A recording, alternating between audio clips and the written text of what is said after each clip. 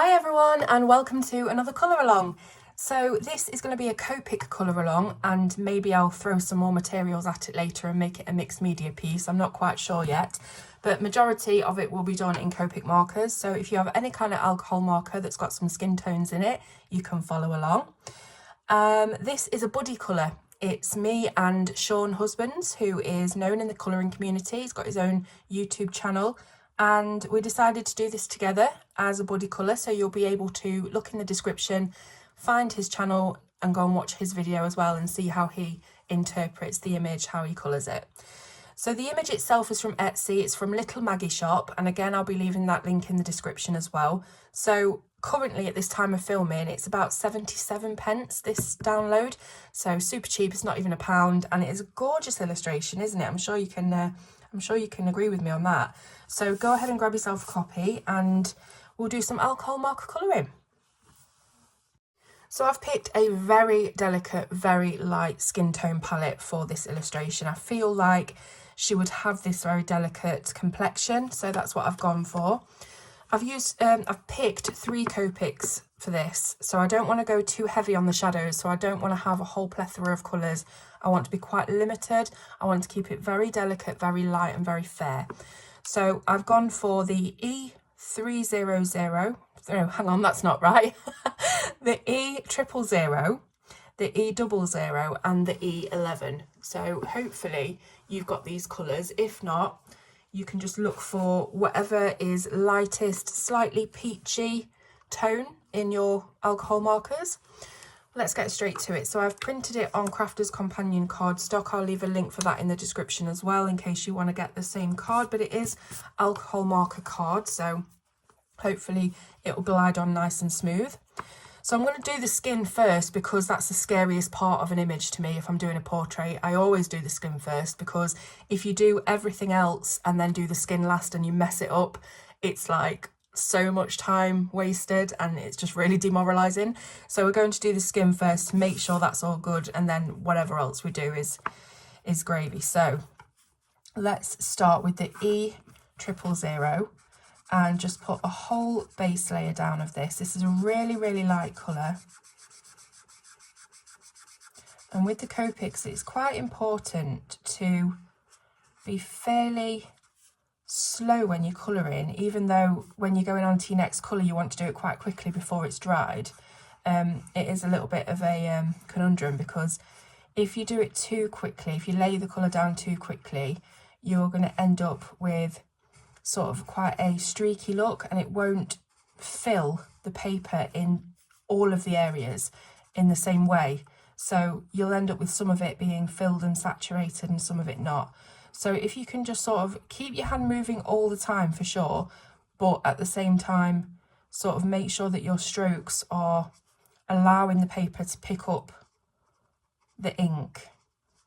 You see, so I've done the face quite quickly, but I've made sure in most areas to keep it, you know, fairly even level. So we've got the E3000, then we've got the next colour, which is the E00. And I'm going to work on the shadows now. So underneath everything would be a shadow. Underneath everything that sits over the face would be a shadow.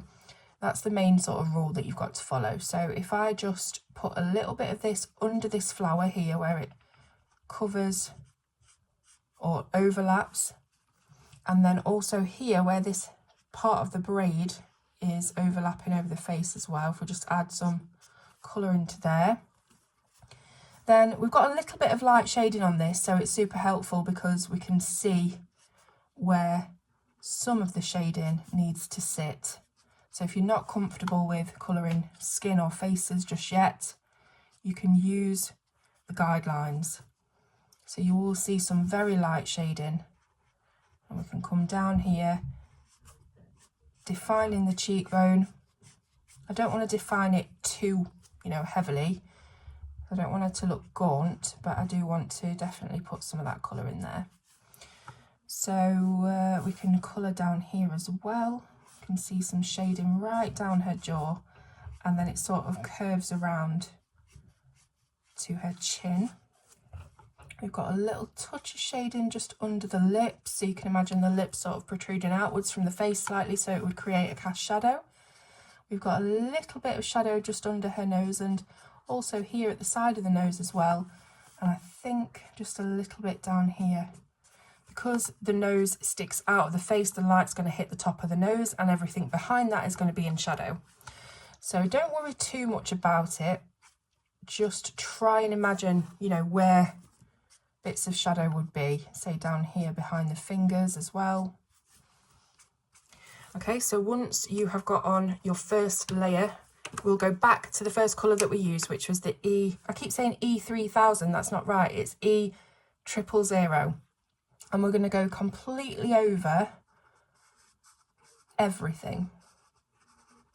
So over what you've just coloured and over the initial layer as well. And this is just going to help to blend. So we're building up the layers of colour. And again, you can see I'm constantly moving, but I'm not going so fast that the paper hasn't got the chance to soak up the ink.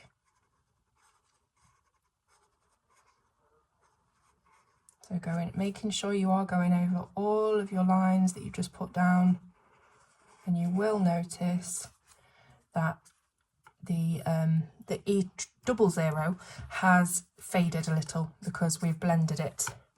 We've blended it back out. So don't worry about that. We've still got lots of work to do. So now we're going to go to our third colour, which is the E11. It's an easier one to say, isn't it? And then we're going to redefine those shadowed areas. So we're using this more sparingly than the previous two colours. So try to keep this quite narrow, quite limited where you're putting this down.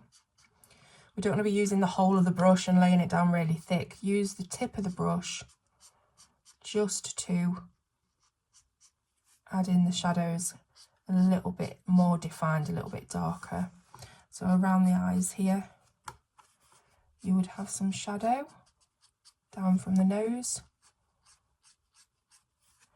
Now it must be said that I'm not a professional with Copics or even skin tone or portraiture by any means. So I'm just doing what I would do if I was sat colouring this in front of the TV, and hopefully it helps somebody. I'm not a professional, so there could be a better way to colour this, a more realistic way definitely, or even just a better set of colours or a better lay down technique, whatever.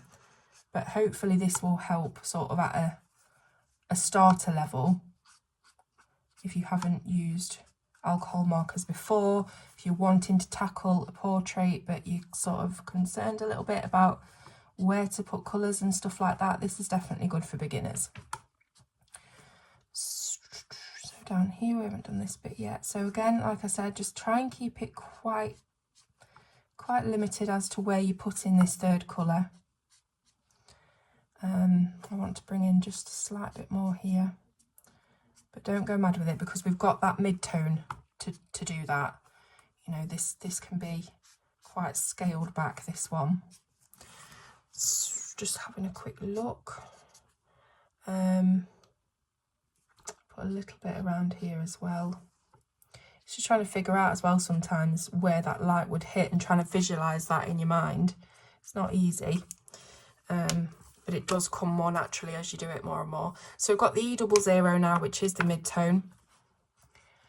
And again, I'm just going to go over all of that darkest layer, that E11. Go over it completely, saturate it. So we need to make sure that these are going to blend beautifully together. We need to let the alcohol ink do the work. We're not going to scrub at it. We are just going to soak it, and the ink will do the rest. So don't scrub, just add it down, soak it on. Did I do this bit? I can't remember. Okay, so when you think you've covered it all, and I always forget which bits I've done and which bits I haven't, then we can go back in with another layer of the very first colour, the E000. Got it right. It's flying away. There we go. E000. Again, over the whole thing.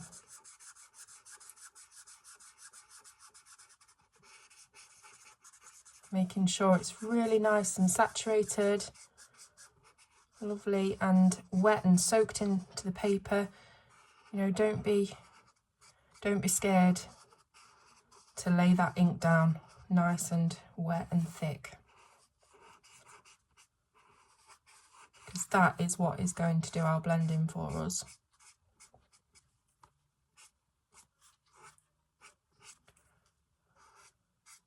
So if there are any areas that you think just might look a little bit too dark, add some extra layers onto there, but don't do too much, don't overwork it. Don't try and do the blend yourself, that the ink will do the blends. So you have to sort of think, I'm going to step back from it a minute now, let it do its work, let it dry, and then have a look at it. Because if you carry on, for example, scrubbing at this dark spot here next to her nose, you are just going to bleach it out, and by the time it's dried, it will look really weird.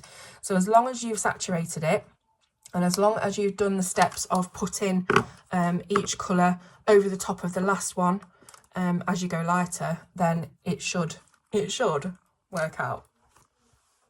A good tip for knowing whether you've put down enough layers to completely saturate the paper is to turn it over. Oh gosh, it looks like Hollow Man. Look where I tried to print it and then I turned the app off and it stopped. Anyway, so you will know, because you will be able to see that this ink has completely soaked through and completely saturated the paper. There are some areas that I can see a little bit patchy, which means that I haven't applied enough ink to completely wet the paper right the way through. But just waiting to see how it dries really, and then we can decide what we want to do next with it. But yeah, just check the back of your paper and you'll know whether you've got to put any more layers in. While we're waiting for that to dry, I'm just going to put some of this skin colour. Let's start with let's go into the middle colour. I'm going to put some of this E00 on her lips, because I learned a really good trick from Lisa Mitrokin on one of her recent courses, but this was in pencil. This was a pencil course, but it might work for markers as well. But I learned from her that you should always put skin tone on any kind of area of the skin. So whether that's the lips, whether it's, you know, anything, even if you would have makeup on these lips, if you would put say red rouge lipstick on there, start with a base layer of skin colour, because it's going to look a lot more natural that way, rather than just bold makeup. Obviously you don't have to do that, and you know, it's up to you how you want it to look, but just put on a layer of your skin tone first before you add your makeup. And like I say, I don't know whether this is going to work for markers as well as pencils, but I don't see why not. So I'm going to give that a go anyway. And then we can always come back in if we want to and put some makeup on her. In fact, I might do a little bit of blush. But yeah, I think that's quite a good tip. It probably does work better with pencils if you want to give that a go. But yeah, so we will see. I'm going to add some colour onto there later. And hopefully that'll be a really nice base for the makeup, and it will make it look a bit more realistic. So looking at this now, I mean, I don't think it's completely 100% dry, but I think we can add a couple more layers on there. So as you can see, we've got some areas that haven't blended out as well as other areas. So I think the first thing that I want to do is go in with, I'm going to go in from dark to light this time. So I'm going to redefine the shadows with the E11. Again, I don't want an awful lot of this, because you can very easily go overboard with your darker colours. So I might even just leave that bit around the eyes, because that really is quite dark. And yeah, just a little bit under here where the hair is falling. And down here. So just adding in a third layer, but very, very limited. Just under the eyes as well. I don't really want to mess about too much under the nose. It's a very delicate area that can go quite quickly wrong if you add too much colour and not in the right place. Give her a bit more of a defined chin. Maybe just Just do this a little bit more around the nose here. Okay, so when you've done that, yeah, I might just do a little bit more shadow. It's so hard not to go in there and do loads. I said I wasn't going to do any more around the eyes, didn't I? But it's hard to leave it alone. You know, I can't even stick to my own rules sometimes. But yeah, I just want to try and define that just a little bit more. A little bit more.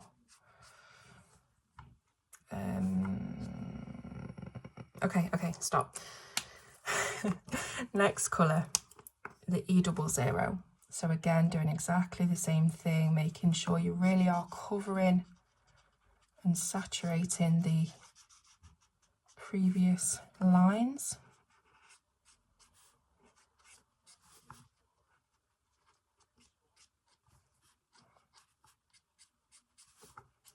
But again, not going, you know, you can be a bit thicker with this one, but not going too far, because it still is a darker shade than our base colour.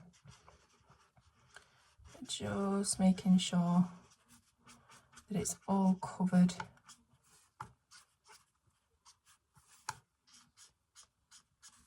Just bring the nose in a little bit more that side.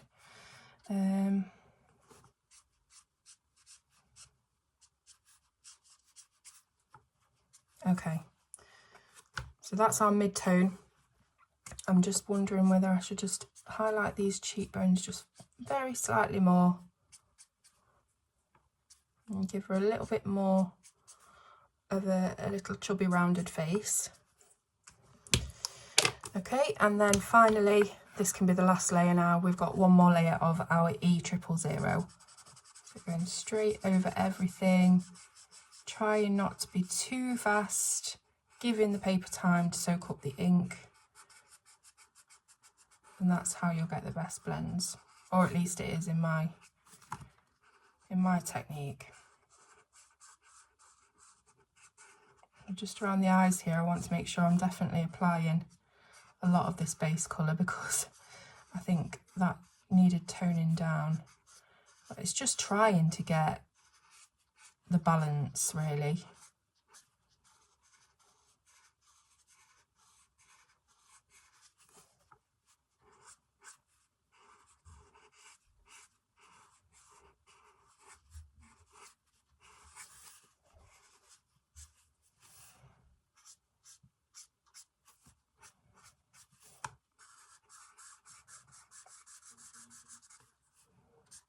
Okay, so I'm going to call that done.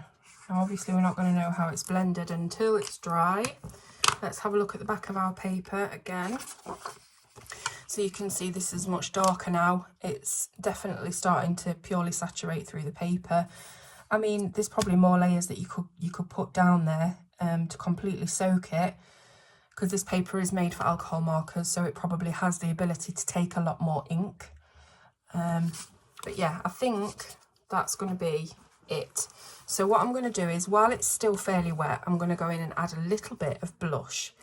So for the blush, I think I'm going to go, let me think. I think I'm going to go with an R. So let's try a little bit of maybe R01, which is this one. It is pinkish vanilla. Now for the blush, usually when you're applying blush, you do it to the apples of your cheeks. I always start sort of at the edge and just think about, you know, where I would put blusher if I'm doing my makeup. Kind of over here, but underneath the eye. Obviously everybody's interpretations of this is going to be a bit different, but just do a little layer of this R01, sort of just around here. And once you've done that, you will want to take your base colour again and just very quickly do another layer of that underneath the blush, because we don't want it to stick out like a sore thumb. We just want it to look quite natural. So I think I'll just do a bit more on it. I'm terrible, I tell you. I know the advice, I give the advice, and then I can't follow it. Right, I'm going to leave it alone now and we'll come back when it's dry. Okay, so I think we're almost dry. I messed about a little bit with the lip. you know, I can't help it. I'm going to add a bit of the R01 just to the waterlines here, because I realised I forgot to do those. We can do that there. And then I'm going to take a coloured pencil. This is Luminance Buff Titanium. You can also use any white coloured pencil. I'm using the Buff Titanium because it's got a little bit more of a peachy creamy tone, so it blend a little bit better, look a little bit better. And basically I'm just going to pick out some highlights. Now this isn't really a hyper realistic thing to do, but I think it makes these kind of cartoony looking pages just have an extra something. So just thinking about which parts of the face would be lightest. Obviously it's the things that stick out the most, so we're looking at the end of the nose here and also up the column of the nose as well. Now, depending on the style that you want to achieve, you could do this really, really bright, you know, properly visible sort of strokes of highlights, or you could just blend it a little bit, which is what I'm doing. I don't really want to, you know, make it look very cartoonish. This is just to add a little bit of contrast, I suppose. And if there are any areas that you think you've done too much alcohol marker on, this is really good to like tone those down a little bit. So it might be barely discernible to you on camera what I'm doing here, but hopefully you will see that it makes a difference. So this sort of bit of the eye socket protrudes, so this will be a bit lighter. Same over here. As I say, if you want it to look a bit more stark, you can use white. If you've got a Buff Titanium, brilliant. If you haven't, definitely pick up one of these open stock. It is such a useful pencil for blending and all kinds of different things. So just thinking again about which bits would stick out. So probably just a little bit on either side of the, what do you call this? It's got a funny name, hasn't it? So a little bit of this would stick out. Some of the chin at the front would catch the light.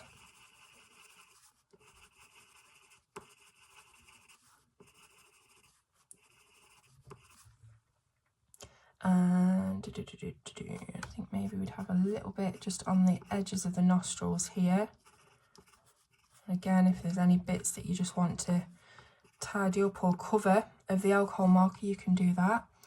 I'm going to put just a bit of this over those water lines. Again, we might be doing a little bit of makeup later, I'm not sure. What else sticks out? So we've got the eyes and nose. The cheeks stick out a little bit. Now obviously we've just put down some blush colour. So I'm just going to do a little bit over the very high bits of the cheek that would stick out. I'm not going to go, you know, I'm not going to go too mad with it.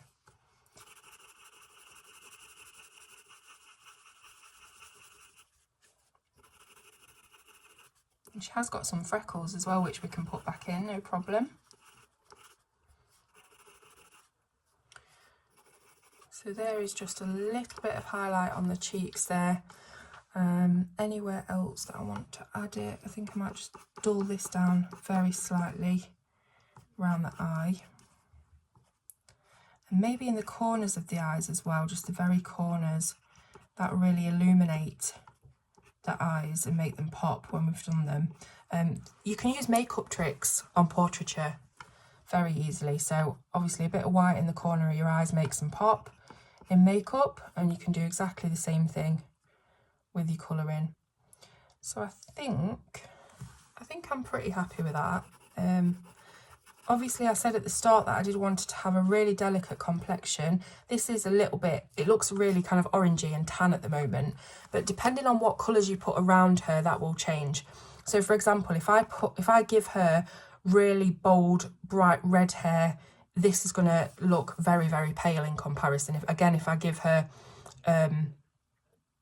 her really dark hair, black hair, this is going to pale down in comparison. If, however, I make her blonde, she's going to look tanned. It's just a balance.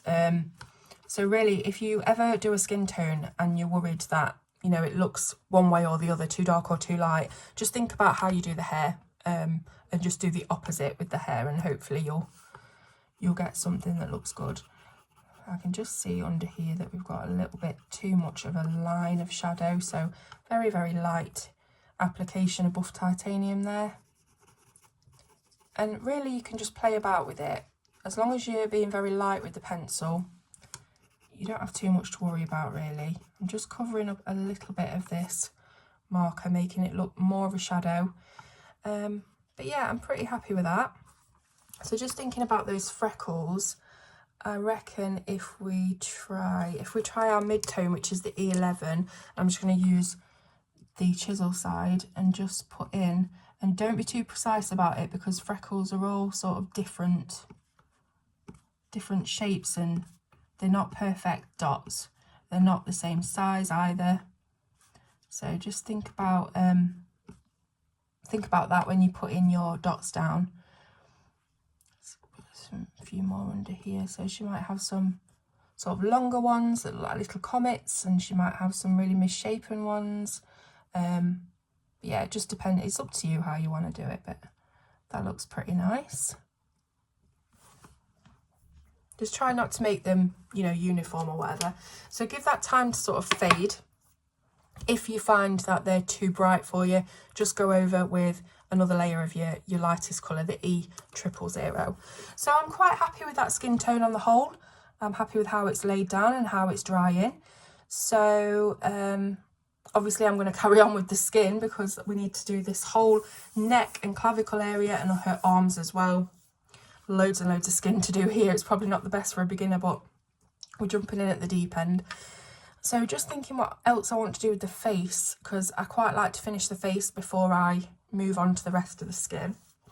So I can't really colour the eyes yet, because when I do my eye colours, it depends on what other colours I've used in the page. I like to combine or match the colour of the eyes to something else on the page so it looks a bit more cohesive and it all goes well together.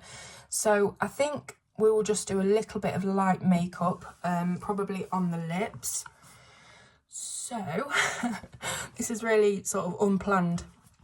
So with the lips, let me see. Let's try, what about like a bit of an orangey pink lip? So what am I looking at?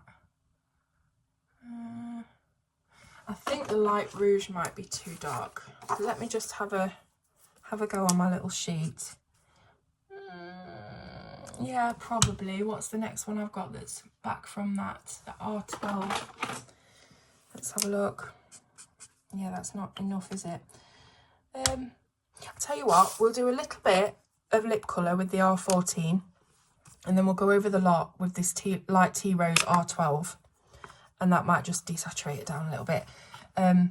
Okay, so I'm not going mad with this because it is quite bright, but I just do want to add a little bit of colour to her lips. Again, just following the shading that the illustrator has put down, and just being very light and very sort of precise with my strokes, using the very, very tip of the pen. And so with the light tea rose R12, go over the lot. And I'm hoping that this should fade down into a really natural looking lip.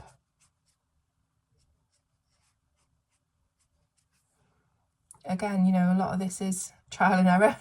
I have used the Copics and alcohol markers in general quite a few times, but I still feel like every time I pick them up, something could go drastically wrong. But yeah, so I've put a little bit of a coat on there. Maybe I'll need to do that again once more, but I want to leave it to dry first. So I'm just looking at her eyes. Again, it's quite difficult to know what to do with the eyes because it depends on the colour of the eyes and it depends on the colour of the hair. So what I might do is just add one little layer of this E3000 over those freckles, because they don't seem to be dulling down enough for me, or, you know, looking like they're part of the skin rather than sat on top of the skin. So just do a little bit of that, and that should You know the word that I'm trying to think of when I do this motion. I'm sure you do. So, okay, so that's the face. I'm going to leave it alone now, otherwise I'm going to ruin it. So let's move on to the body. Again, it's very, very similar. So we're starting off with our E3000, and I'm going to take this in sort of sections. So we've got 3 clearly defined sections on the chest here. We've got this section, and this section. So with alcohol markers, it's best, if you can, to work in those small sections at a time, because you're constantly thinking about how wet is it, you know, and how well is it going to blend. So work on each section at a time if you can. So again, I'm just really saturating with the base layer.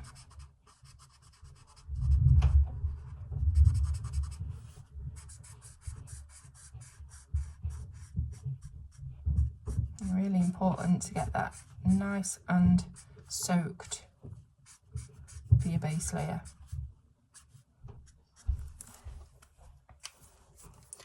Just have a look on the back.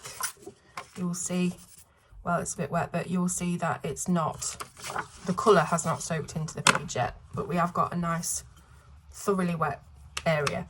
So next is the E00. So it can start to get a little bit difficult to know where shadows are certain times when you come to chests. They're not my favourite part of the skin to colour, because I always end up making them look a bit too harsh, the dips and the, you know, things like that, and they start to look a bit emaciated. So I'm going to try my best not to do that. Following the shade in here, and again you can just be a little bit freer with this mid colour. So I'm going to pop some colour here at the crease of her arm, and I'm also going to do a little bit down here because her hand is overlapping, but I'm looking at this as the light is face on, so you probably would have a bit under here and a bit under here. Depending on where you decide your light source is, it will be different. Now obviously we've got these flowers overlapping her a little bit, so I'll just make sure that we have a bit of a shadow here as well. Then we're going to do another pass with our lightest colour, the E000, making sure that's all nice and soaked. I'm not too worried about overlapping the flowers with the skin tone, because I'm sure we'll be doing something a bit deeper with those, so it doesn't really matter. And then finally, that's the R12, can't put that one down. Finally, we've got the E11 Burley Beige, which will be our shadow colour. So again, don't go mad with this one, she says, and then just plops a massive bit down. Okay, so keeping it quite limited.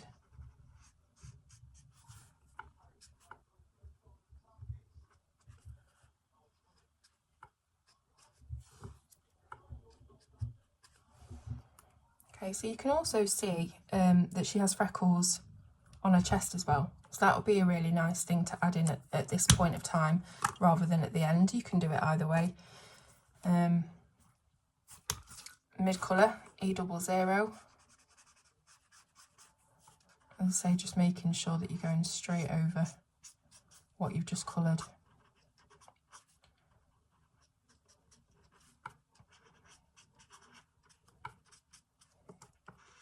So we'll put those freckles in right before we do our final base layer over the top.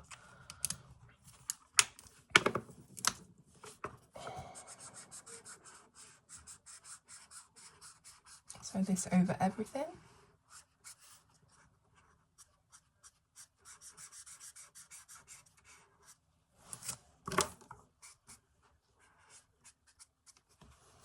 Let's have a look at the back of our paper. You can see it's really soaking through now, the colour. We're going to leave that to dry a little bit and then probably come in and do another pass like we did with the face. But doesn't the face look really nice now it's drying, and you can see, you know, that the inks have done their job and blended together. Really, really cool. just looking at the lips. I'm just waiting for it to dry, really. I should turn the camera off, but I'm just going to have a quick look at the lips. I think probably we can add a little bit more colour in there. So let's just bring back the R14 Light Rouge. Again, don't go mad, but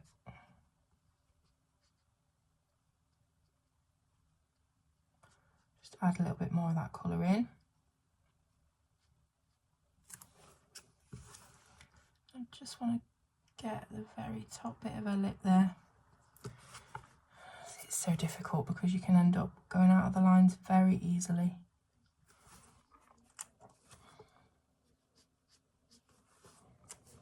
Okay, and we'll cover that over with the R12 again.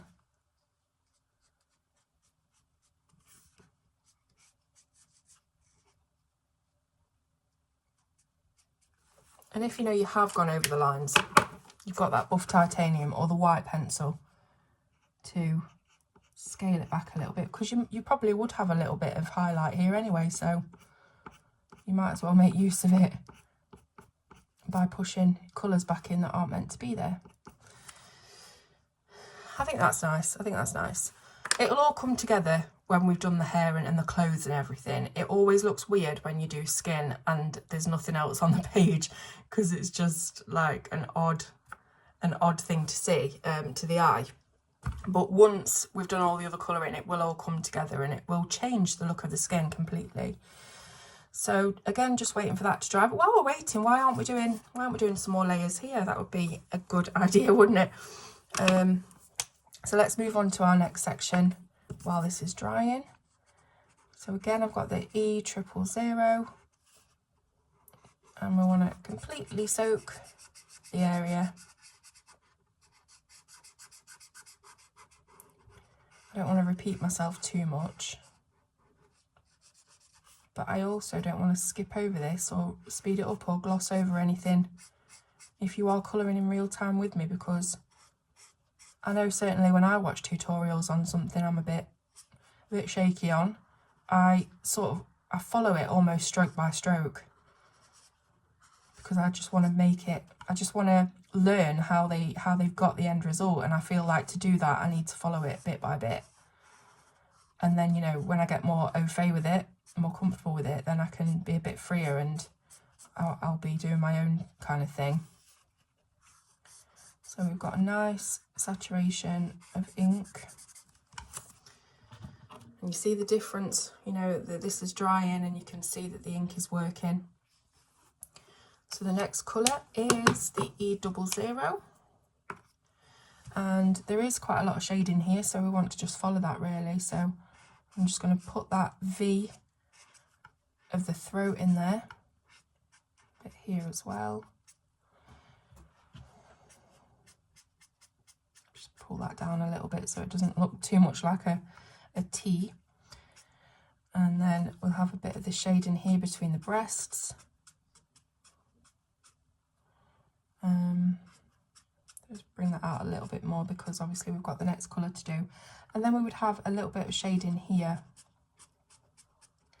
because this is kind of her clavicle sort of coming in under the hair.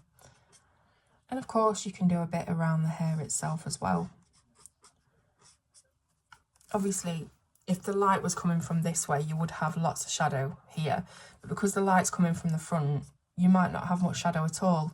But I just want to put some in anyway, because it just creates a bit more of a dynamic look than not doing it. So that's our mid colour. Let's go over again with our 000.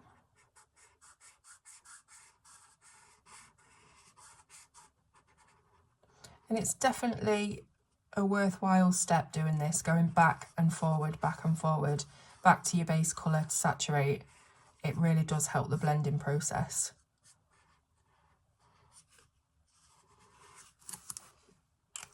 Then our third colour, E11.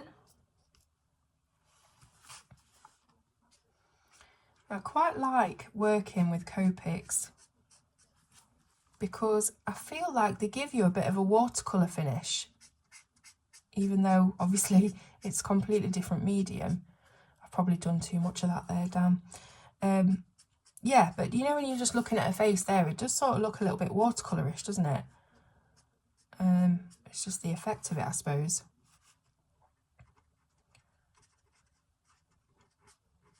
And you'll always know when you've got colour with Claire at night time, because I get very, very informal and very kind of, well, I'm always waffly, but I get even more waffly if that's possible. And it is about, what time is it?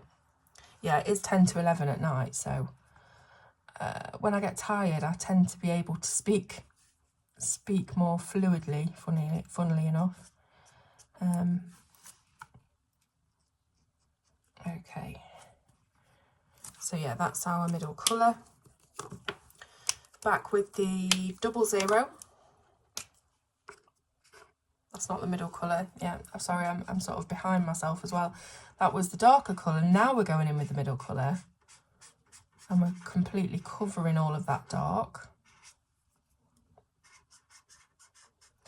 You might find, you know, because the face is really the most important bit of the skin, you might find that you only need to do the one layer, the one pass of all of these colours before it looks okay. I mean, I'm looking at this area here and I don't think it needs a lot more colour really. I'm going to come in with that buff titanium pencil and just do some highlights so it matches the face a bit better, but I'm not sure we are going to need another go round with these markers.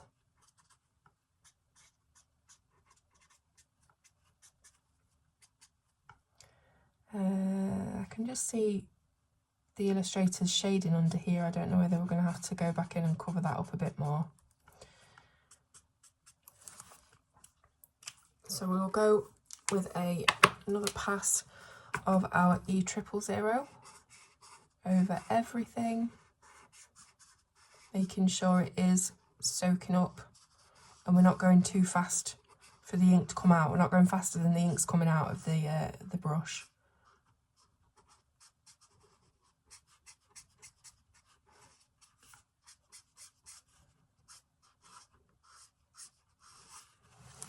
Okay, so I'm going to let that one dry and see what the situation is with the throat. Let's do our freckles on this side while we have the marker out. So it was the mid-tone, wasn't it, that we used for the freckles? Let me see. No, it wasn't. It was the darker one. So the E11, again, not being precise at all with these, just kind of putting them where the illustrator has put them, more or less, but adding a few more in and making sure that we are not too precise with the shapes. The freckles are very misshapen anyway. So we've got some freckles there, and then we'll do another pass over with the 000. So we just want to dull those freckles down a little bit.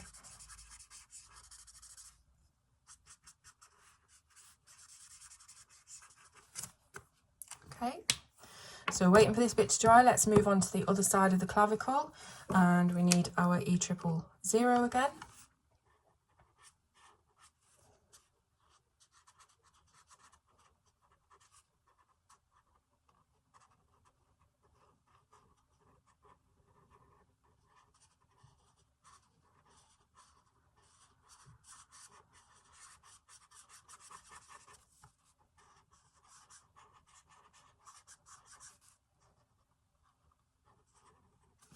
Okay, so that's a really nice and saturated base there.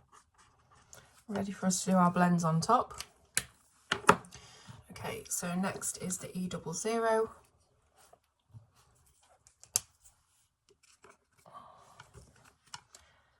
And yeah, we'll carry on over here with the sort of clavicle area, the collarbone, just being posh. And then under here, we've missed this bit, but that's okay because I can always put this mid-tone in. It was going to be a shadow anyway.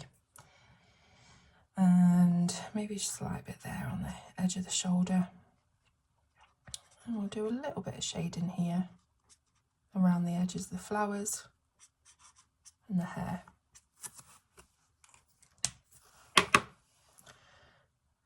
Next is our E11, which is called Barley Beige. Or is it Barley Beige? It's Barley Beige. So yeah, if you don't have these Copic colours, if you don't even have Copics, if you've got any kind of alcohol marker that has a skin tone selection that is kind of similar to this, go for it. You don't have to use even the same skin tone. You could do a really dark skin tone. It's totally up to you. But I think the technique and the way that I'm colouring is the important takeaway from this. So it doesn't really matter what colours you use. It's just the technique. Completely cover that. Again, I'm not bothered about going over the flowers. I mean, if you're going to do them white or something, you could probably bother, but I'd just use a white gel pen to cover it up, to be honest. This is why I'm not a fine art channel, guys, because it's always shortcuts and, you know, ways of making things easier. Okay, and then we've got our E000 for a final blend over, not bend over. Did I do any of the darker shadow right down here? I'm not sure. Let's just do a little bit more dark down there. So yeah, let's see how that turns out when it's dry. I think our middle section is definitely getting there now. I wonder if I put some of this buff titanium sort of over this shading, would that lighten it up? Or should I go back in there with a little bit more shadow colour? I might get our mid colour, maybe come in with a bit more shadow here. And I'll grab the E11 and just do a very, very light pass. And then straight back to the E00 to blend that. Again, a lot of this is sort of making it up as I go along. Where's our lightest one? And there's still, you know, you can still really see some shadow there. So, but I don't really want to make it much darker than it is, because it's just going to look, it's going to stick out like a sore thumb, isn't it? But I really think that we need to cover up that shading a bit more. And again, you know, she's got some of the grey shading still showing on her cheekbones. So maybe we should just leave it, I think. So again, just letting that dry. We can probably put our freckles in here now. I know it's not completely dry, but hey ho. Probably put our freckles in. Again, just being really all over the place with them. And, you know, not doing too many. Just do a really light layer of the E1000. That's a new one. E000. For those to fade a little bit. There we go. Okay, so we've got the arms next. I'm gonna let that dry. We can just put a few little freckles here.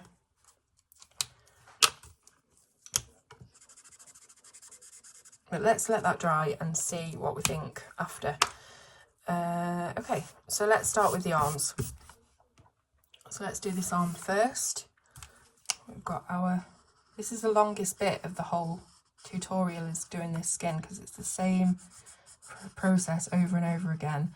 Again, I'm going to work on them 2 different sections, so I'll do this one first, the upper arm, and then we'll do the rest. So making sure I've got lots of ink down.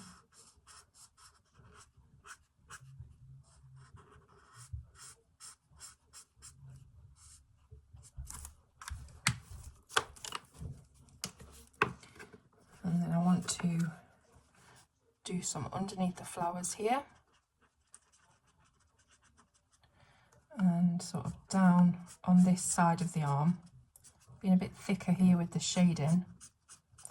And I'm just following what our illustrator has left in terms of shading.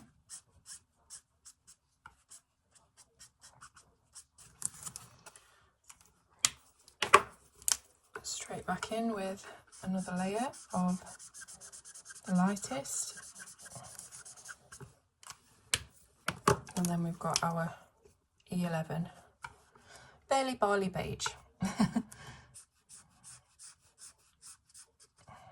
You can leave a little bit of a gap at the edge if you want to create a rounded look of the arm. Again, it's kind of cartoonish. I'm not being hyper realistic, so you're free to sort of do whatever you want. You don't have to stick to the constraints of it having to look real or too real. Underneath the flowers a little bit more. And then right down here, this will all be pretty much in shadow. So I'll just fill that with the shadow colour. Again with the E00. Oh no, the lids are making a mess on here. I have to put them there. E00. Completely saturating that E11.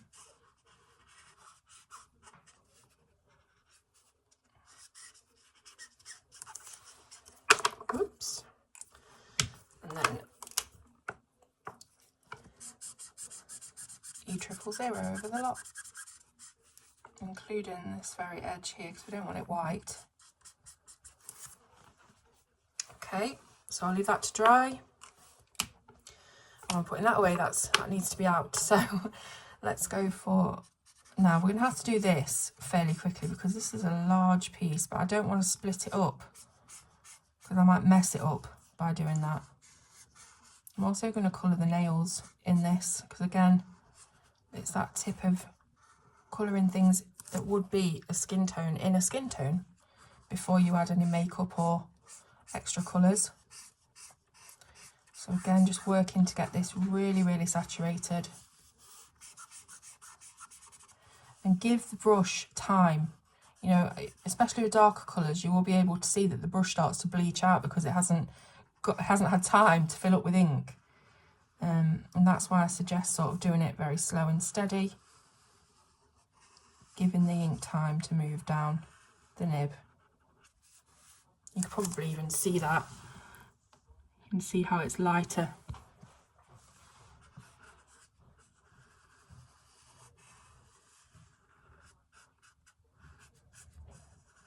It's difficult when you're doing these large areas.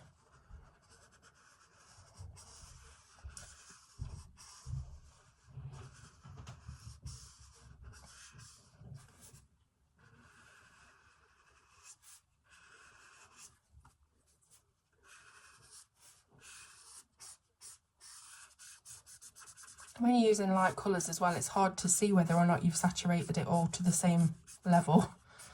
But just do your best. Just do your best. It's supposed to be fun. Don't berate yourself like I do. Next is the E00. So again, we have some shading from our illustrator. So we'll just work with that. But also the kind of rules of shade. So you know that this is going to be quite dark here because the rest of the palm is covering it. And we'll probably have a little bit down the side here as well because it's like a curved area. Also a bit down the edge. And yeah, so the middle finger is overlapping this finger, so that would get a bit of shade. Same for this finger. And then, you know, you can just define this finger a little bit as well. And for the arm, we would have, you can see the shade down here for the arm. Again, give your pen time to fill up with the ink.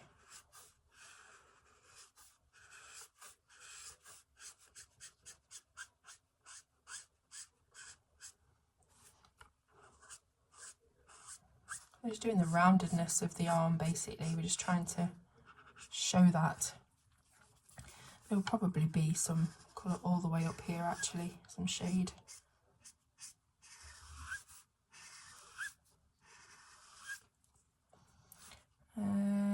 Maybe a slight bit here where the wrist sort of bends in a little bit.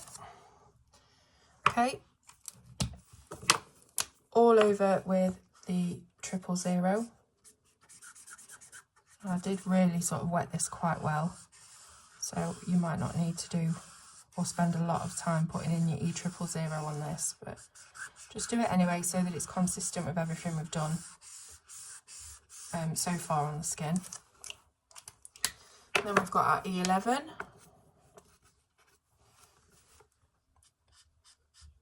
So again, just using this quite sparingly where we put our shadows.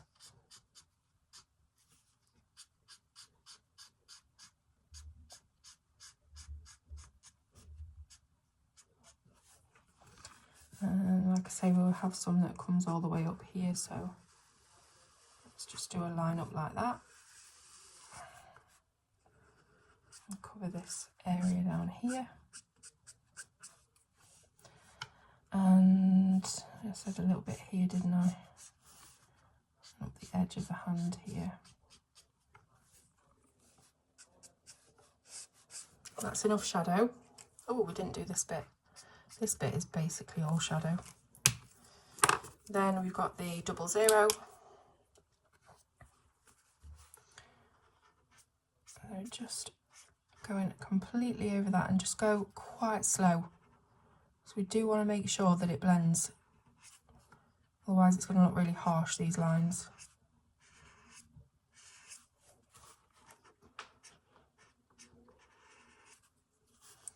So for example, this line is really quite harsh, so let's be really slow as we go over there. Give that the chance to blend. And look, you can see all of the ink on the tip of my brush is disappearing. It needs that time to fill up, and this will happen when you're working over large areas. It just will. You could use your chisel, but I tend to quite like using the brush for everything skin wise. I'm just turning the brush as well, because certain parts of the brush will have more ink, it will have had more chance to fill up. So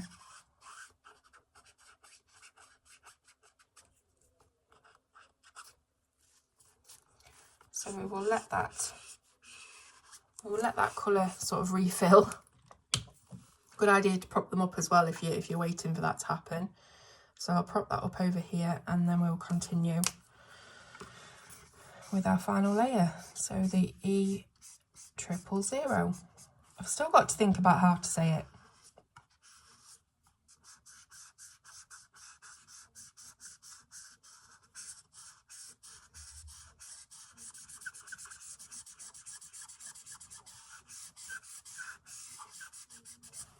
I'm going over absolutely everything.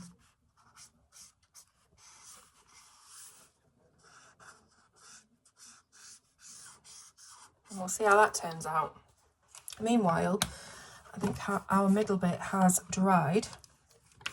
So I think what I'm going to do is lighten this up a little bit, because it just looks a bit too stark for me. There's too much darkness there. So I'm using a very, very light scumbling of this buff titanium over the top, and it really is light. I'm barely touching the paper, but I just want to dial that down a little bit and make it sort of more match the face. And then once we've done that, we can concentrate on the other areas of the chest as well. So you see how I've just used the pencil just to dial that down. And like I say, it's not perfect, you know, just because I'm doing a tutorial colour along thing here, it's not perfect, but it is what it is. Okay, so I would say that just this little bit here just needs a bit of pencil over the top to blend it in. So these lines, obviously we could have done another pass with our colours over here, but I decided not to, so that would have probably blended it a bit better if I'd have done that. But that's what we've got this pencil for, and it really is quite magic. I'll just very, very light layer over the top can dull it down, but we're still keeping the shadows there.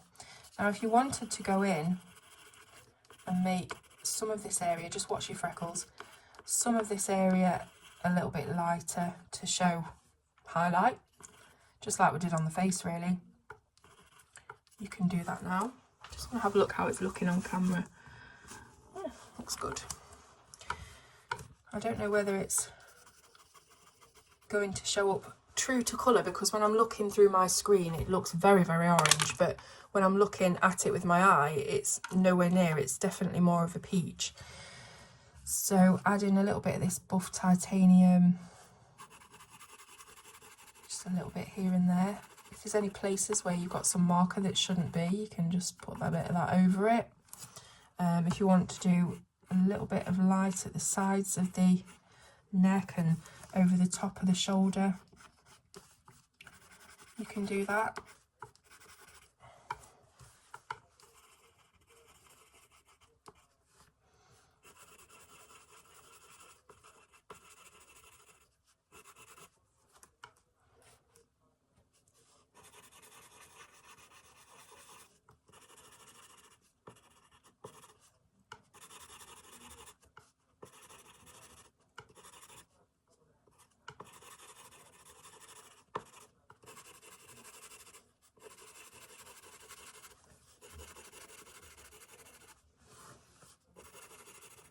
Yours is going to look different to mine, so just put your highlights and things wherever you think they should go.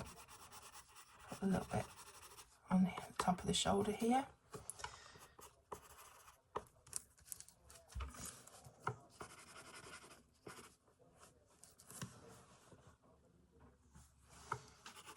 And again, I'm not going to worry too much about this throat shading.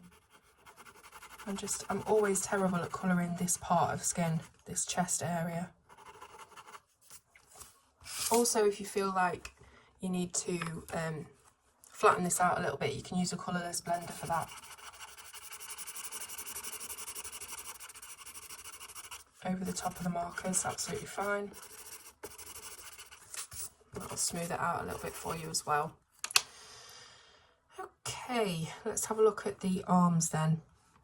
So I would say that we can probably fix these up with the buff titanium. Obviously we can do another pass like we did with the face, but it's not too necessary really. I think the arms and things will probably fade back as we've coloured the rest in. I like to think that if you've done the face beautifully, that is what catches the eye. The face catches the eye.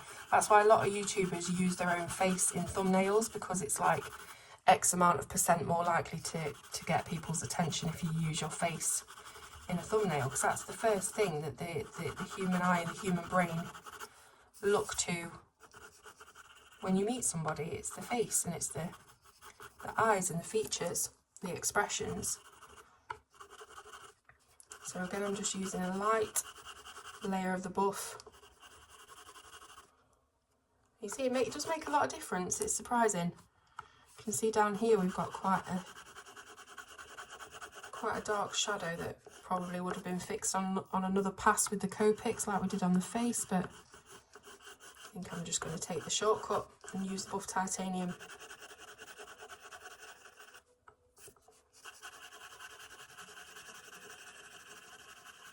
This might not work so well if you are using a white pencil. You probably will have to do another go over with the Copics to get that smoothness, but if you haven't used this very handy shortcut before then, you'll be glad of it, I think.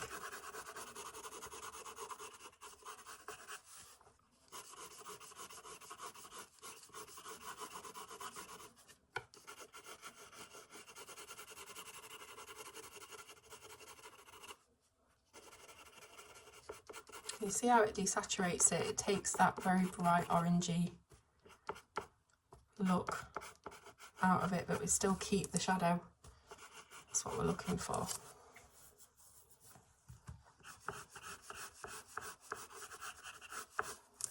So let's tone that down quite a lot. I'm happy with that, and I'm happy that everything is looking fairly uniform skin wise.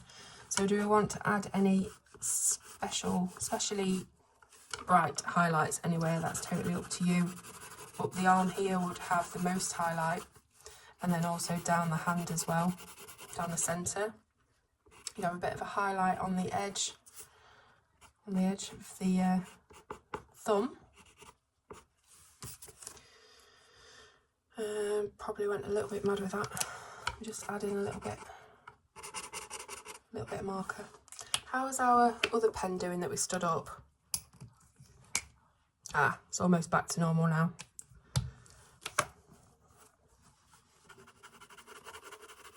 Copics are great, but big spaces, the brush does not deal well with it. It's the same with any alcohol marker, really. Right, I'm happy with that. I hope you are as well. Let us do the other arm, and then we've got the skin out of the way. Okay, so for the final time, let's start our 3-colour skin tone. Again, this one's going to be even harder, really, because there's no point at which I can break up the area. So we're going to have to do it all at once. So again, if you want to use your chisel, you can. You might end up with some weird patination. It's up to you. The Copic chisel is really hard, and it's quite small. It's not as wide as some other alcohol marker chisels, so you might not even think it's worth bothering.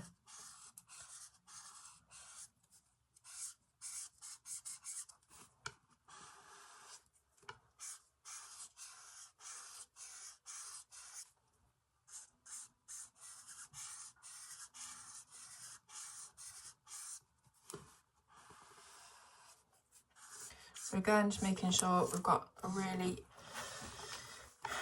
wet saturation of ink.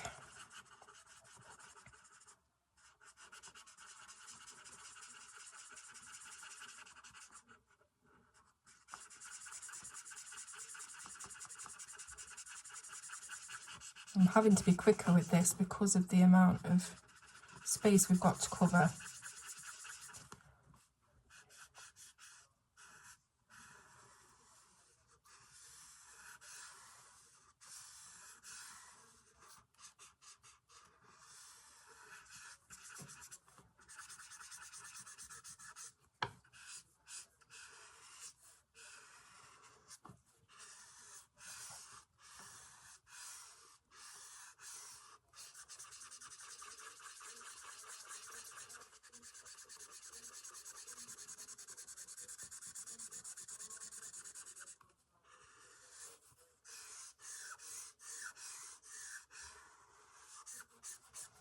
I'm really interested to see how Sean's going to tackle this page, because I'm sure it's going to look totally different. We did say that we'd use markers as like a mutual tool, but obviously we'll use other stuff as well if we feel we want to. So it's going to be so cool to see this exact illustration done in a completely different way. Or it would be really funny if they're exactly the same, wouldn't it? That's not the right one. So yeah, excited about that. So again, just looking at where the shading is. So we're going to go under here. And then right the way down the arm here. A little bit thicker at this elbow area.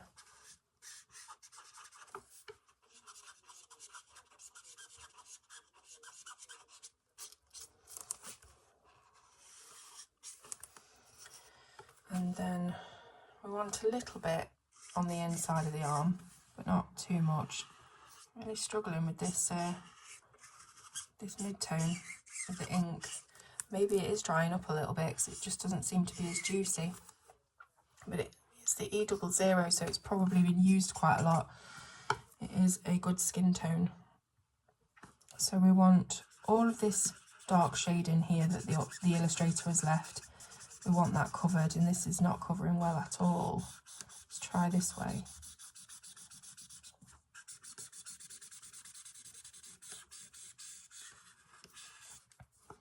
I wonder if it's late at night where you are when you're watching this, because I'm sure my dulcet tones will bore you to sleep.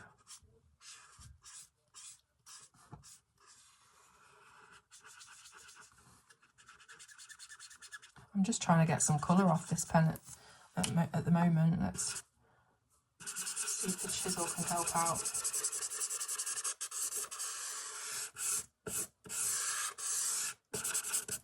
A little bit better.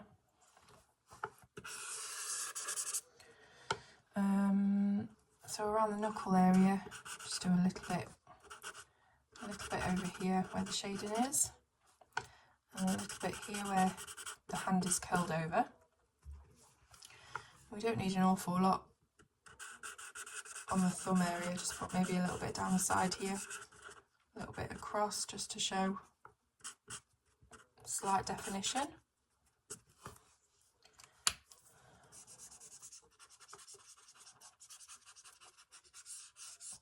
Okay, so I'm going to have to leave that pen to lean again. I'll stick it vertical, let the ink go back down. Then it was E000 over everything.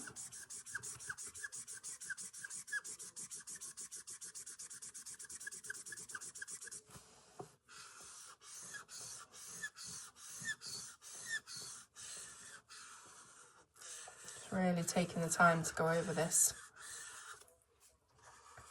and blend it out.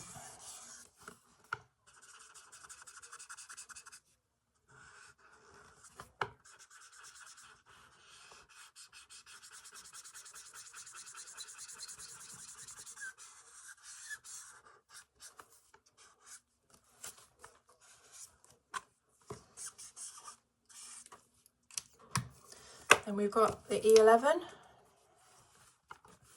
So again, where you've just put, you know, your shading, redefine that.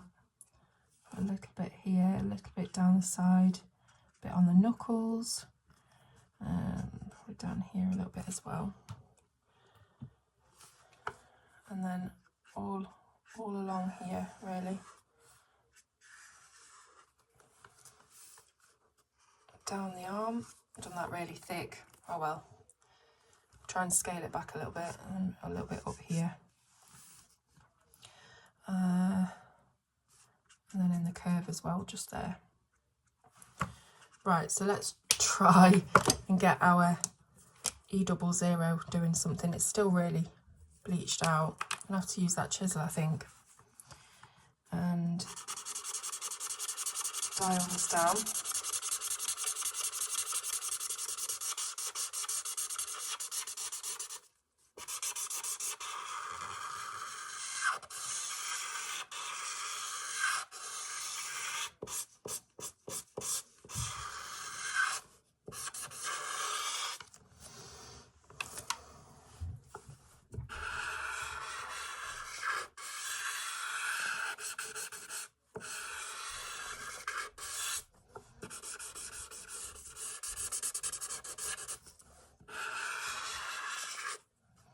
I'm pretty sure I need another one of these because it's just not as juicy as it should be.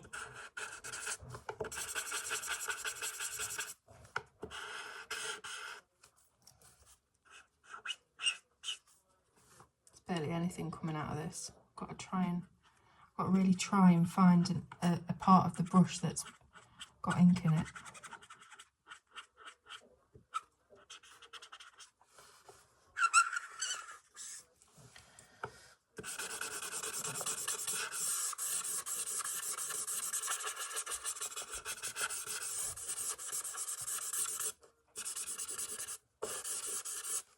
So I'm doing my best under the circumstances here, but I just don't know how this is going to turn out because, of course, the pen's running out, I think. So let's go in with our E000 again and cover everything. And hopefully that will blend out things.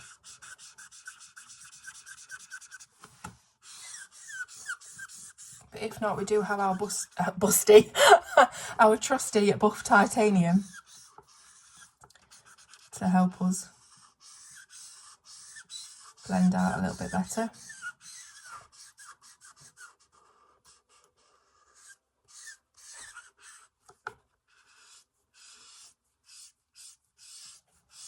I'm just making sure to go over absolutely everything and give it the best chance.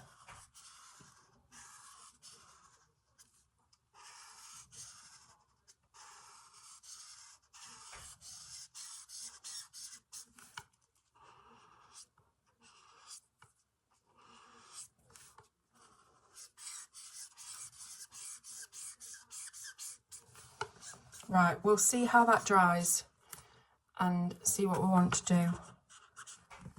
But hopefully it won't be too bad.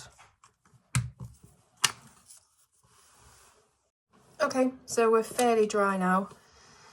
We are looking a little bit streaky, so I am going to go back in with some buff titanium to make it look all uniform. So very, very light pass over with this. And you know, it's not the best skin tone ever, it's not amazing, but at the same time it's a step up from basically colouring over with one marker, isn't it? We've put some definition in there at least. And like I say, it's really easy to criticise your skin tone before you've done anything else on the page. All of these sort of things that are really sticking out to us now will fade into the background when we've got the image done completely. So try not to worry too much at this stage if it's not looking particularly great. Do the rest of your image and see how you feel about it then.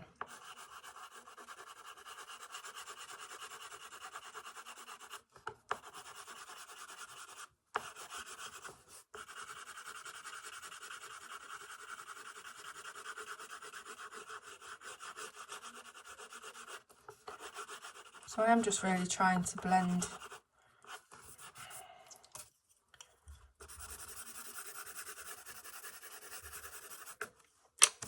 these shadow areas to make them look a little bit smoother. Really difficult when you've got a marker that's running out because you can tell.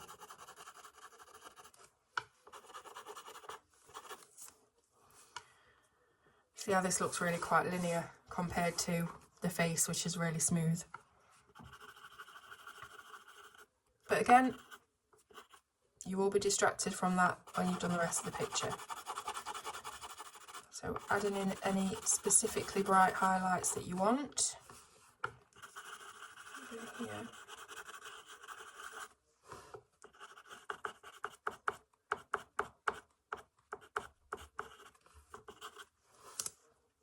I think we need to colour that nail as well.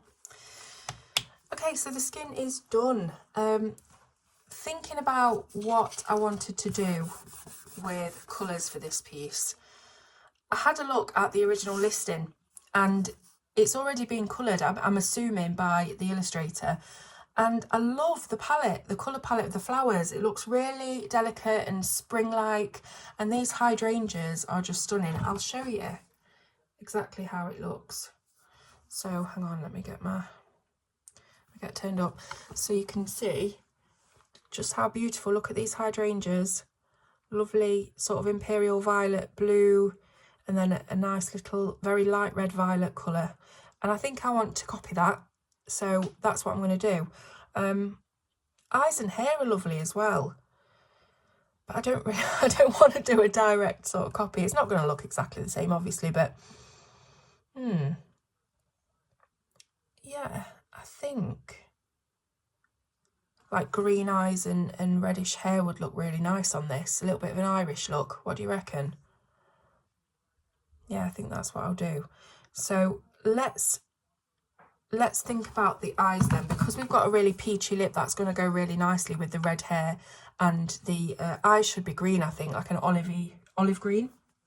So just looking at what I've got sort of offhand, let's have a look. Do we want a YG? And I'm just testing the colours out first. This is, oh, that's nice. That's YG 95. Let me think, what have I got either side of that? What's this YG 21? They might look quite nice together.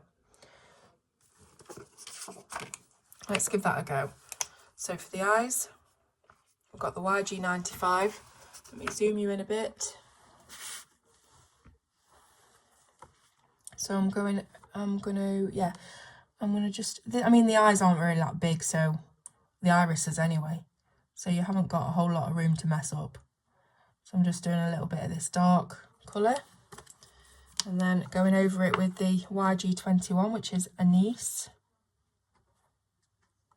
but you haven't got a whole lot of room to go wrong really, so don't worry about it. Adding in a little bit more of the darker one, which is called Pale Olive.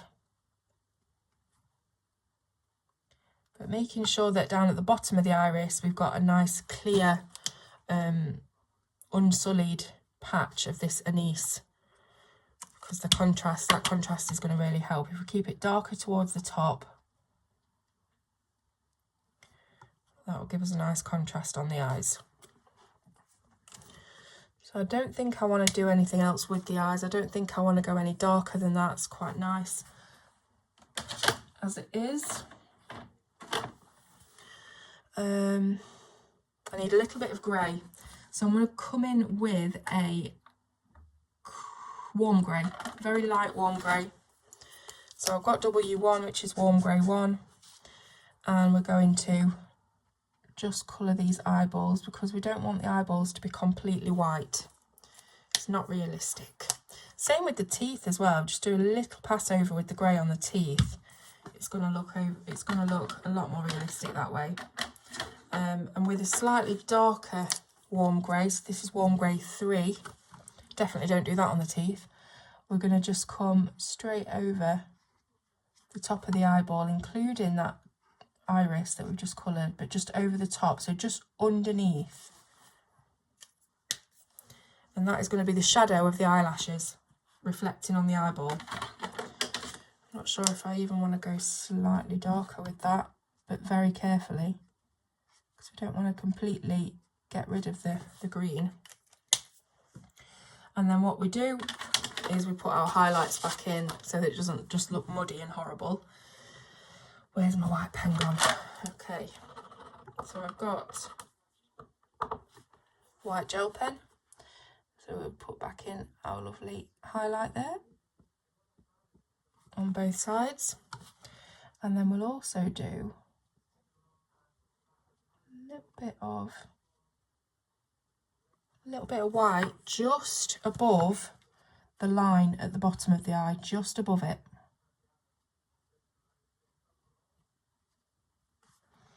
That gives it a slight wateriness. Now what I want is something a little bit pinker. Let me test. This is RV14. That's too pink.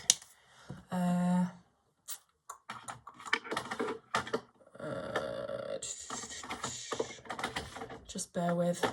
What's the RV13 like? Still very pink. Let's try a different colour group. 21. Getting better. I just want to put a little bit in the corner for the whatever it's called that's in the centre of the eye, the tear duct. You know, don't go mad with it.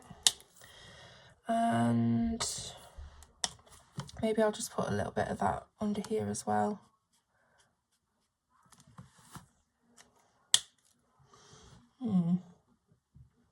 What's missing? I feel something's missing here.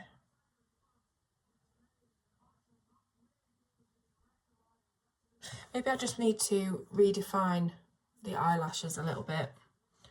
Let's try that. So if I get, let's look at what this is. That might work. This is a Sakura Pigma Sensei pen. It's a 0.4 mil. And I just think I need to redefine these lines a little bit. And hopefully that'll help. I've got to be so careful. Let's turn this a bit.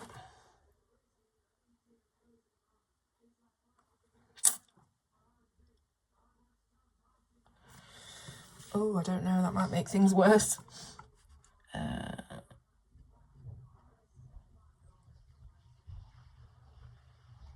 Literally holding my breath here, guys.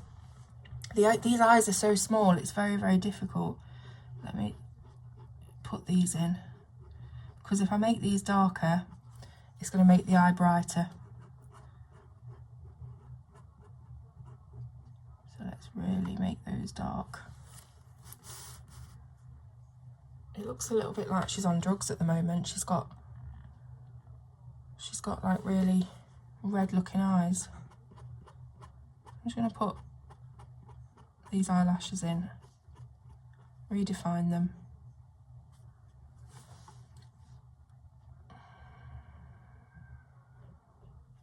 I think it's the way that it's looking as well. It's looking like these eyelashes are further down than they should be, these bottom lashes.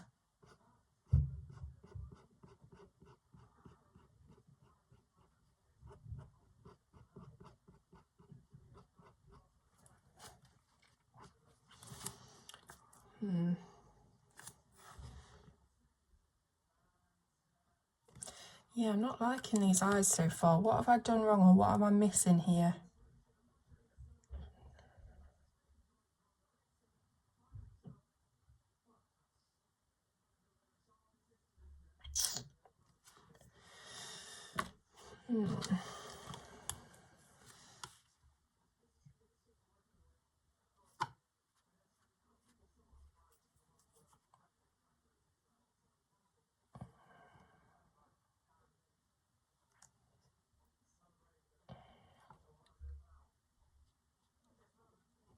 Let's just cover that black again and see if that helps. Maybe the black just defined it too much.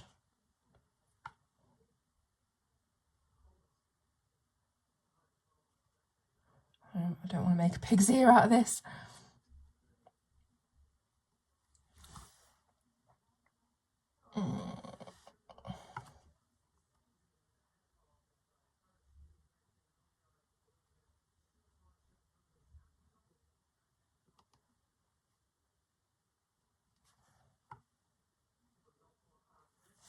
Oh no. Oh dear. Okay, how can I bring this back? How can I bring this back?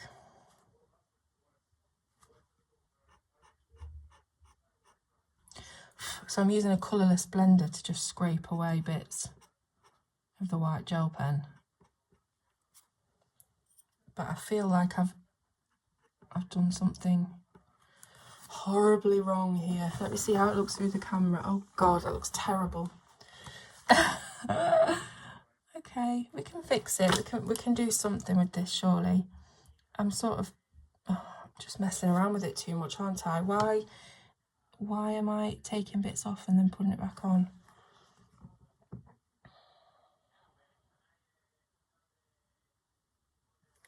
Right, we're going to give her, and this could be a bad idea, but we're going to give her a little bit of eyeliner right on this waterline, or underneath the waterline even.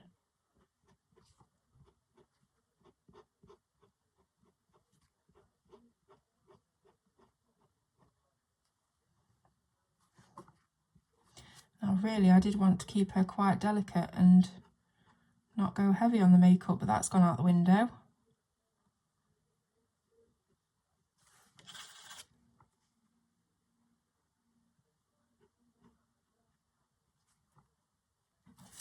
Now, does that look any better?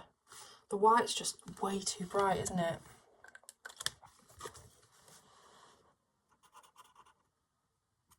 Let's take that bit of white off at the top.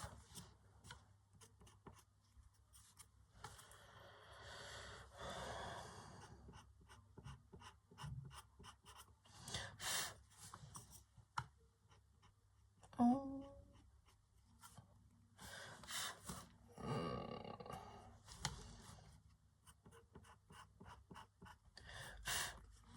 Yeah. Let me just take the white off altogether. Oh dear. I'm gutted that I've messed this up. I thought the skin would be the hardest thing, and then I seem to have done a fluff here really. I'm putting a bit of white back in, just on the corner. I'm normally really good at eyes. I think maybe it was my bedtime a little while ago. Should have just left it for tomorrow. Oh gosh.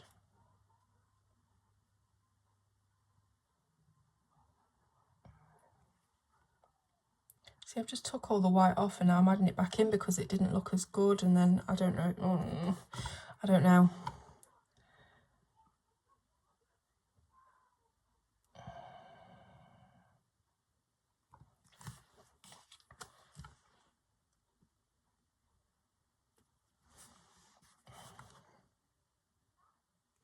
Maybe I'm looking too closely at this.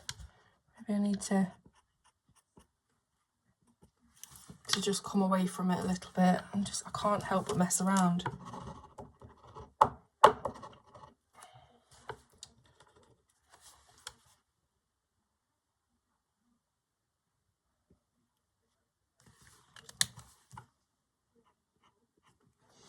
Right, let's zoom out from it because it looks terrible close up. What does it look like?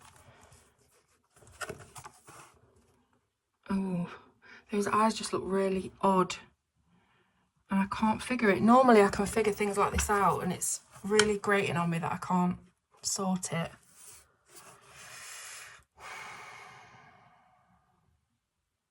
I'm going to define the irises a little bit.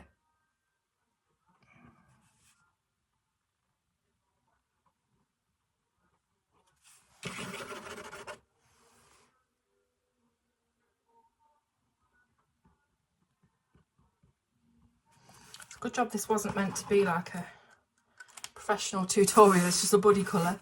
Otherwise you'd be like, what?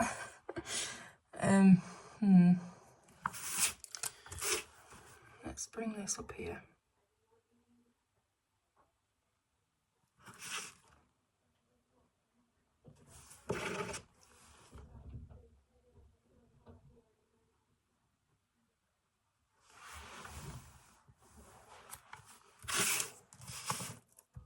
I think that's made a bit of a difference, just bringing that black into the corner, but she looks a bit buzz-eyed now.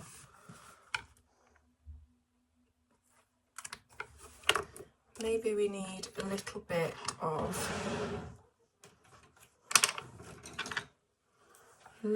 a white, a brighter highlight on these eyes, on these irises.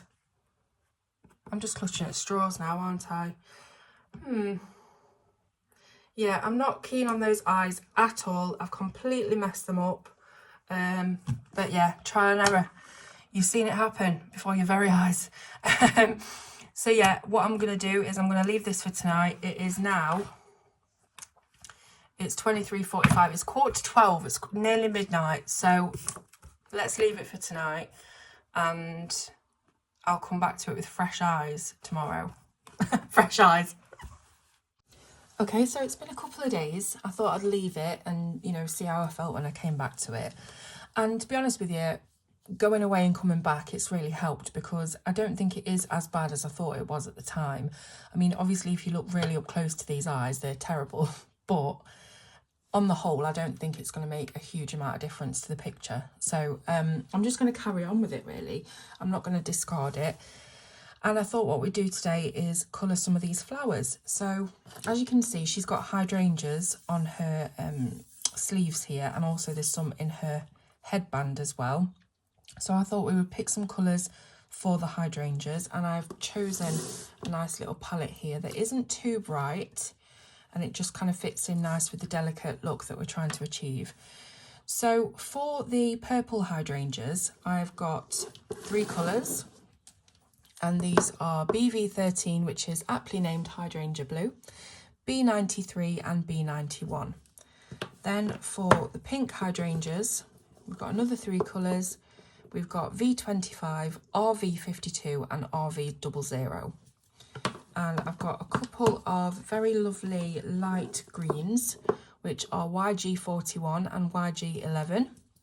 So I think these will go really nice together, and it's going to be nice to just do something that doesn't take as much effort and skill as the skin.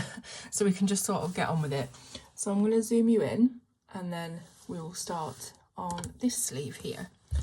So let's go with our blue hydrangeas first. Let's get all of these uncapped because it's often easier to do that if you're working with more than one colour at a time. And then making sure that all of your colours are sort of in order so that you don't mess up orders and things like that. So I've got them from light to dark here. So these are really tiny flowers. We don't need to make a whole big deal out of colouring them in any sort of fancy way really. So what I'm going to do first is get our lightest colour this time and just colour in some of the hydrangea petals here. So obviously I want to mix these with the pink hydrangeas, so I'll just put them wherever I think will be a nice placement, but there's no order to it, just do it wherever you think. Do another one down here. So yeah, this is our lightest blue, which is the B91. I'll put it there for you. And let's do another one down here. And this one. So we're just giving a nice little base layer of colour to these blue hydrangeas. So just keep looking at where you think it might be nice to have another one. Let's put one here. And leave some of your hydrangea leaves blank for the green ones, for the leaves of the hydrangeas, because that green does tend to break up the pink and blue quite nicely. And you can put those wherever you want. You can use any of these leaves or any of these petals to be a leaf if you want to. So what I'll do now is I'll move to the next colour down, which is actually we're going to go to the darkest colour actually, which is BV13. So let me put that one up there for you. And then with this one, we're going to just flick out from the centre of all of the blue petals that we've coloured. Just colour that one in. Like I say, don't be too precise. This is just a really quick lay down of colour. So just do a few flicks outwards from the centre.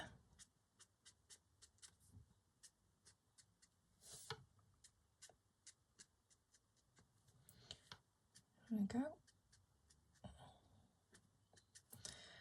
And now you can use your mid colour, which is the B93, to just go in between those a little bit and basically go over all of that darker purple that you just put down. Do some flicks that come out a little bit more. And just don't go mad with it really, keep it nice and delicate. Make sure that you're leaving some of that very pale blue, the B91.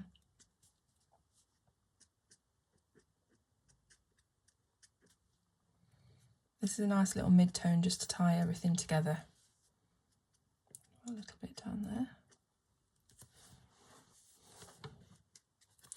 And if you want to, you can go back in with your darkest, the BV13, and just darken those centres a little bit.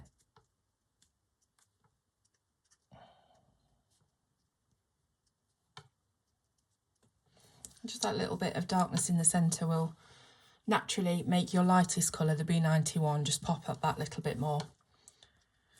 But yeah, that looks quite nice. So I'm going to leave that for now and do our pink ones, and then if I want to come back in and put any more blue ones in, I can, but I don't want to overdo the blue too much straight away.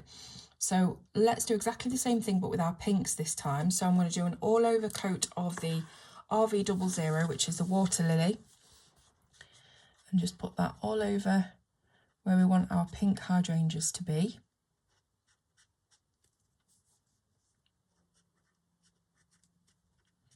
Just try and balance it as much as possible.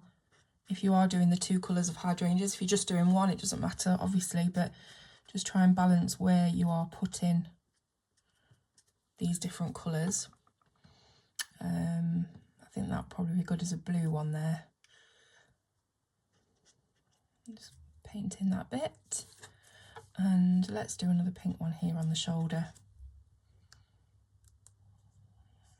It's kind of annoying knowing where to put colours, because if you've got a blue and a pink next to a blank one, it's difficult to know what, but just do your best really. I think that should be a blue one there, that should be a blue one, and if I just fill in some of this area down here with pink, let's do this as a pink as well. And do this one as a pink. And then you will notice that you end up with some blank ones that you can then do your greens in for the leaves, so that's good. So we go to our darkest, which is the V25 Pale Blackberry, and we're doing exactly the same thing. And this one, I don't think it's quite as dark as the BV13, but it's enough of a dark purple to act as a deep pink, if that makes sense, for the flower. It's enough to act as a shade colour for this kind of red violet pink that we're putting down.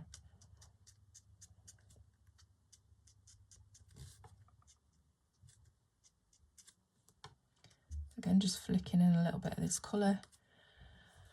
I think I've missed one there, haven't I? Let's put that one in. So flicking in a little bit of the colour. And down here as well, don't forget behind the hair. Have I missed any areas? I can always come back if I have. And then the mid-tone was the RV52 Cotton Candy. And that is much more of a pinkish pink, and it's really going to bring our pink hydrangeas to life. So again, just going over the darker purple that we just put down, and that immediately turns into just a darker shade of this pink. But it's keeping it really delicate. They're not incredibly bright colours, these. They're quite toned down, muted back. And like I say, it really helps keep that vintage sort of delicate look. I don't want to go too bright on any of this. I want it to be really nice and not pale, but I think you know what the kind of thing that I'm going for. Just nice and delicate.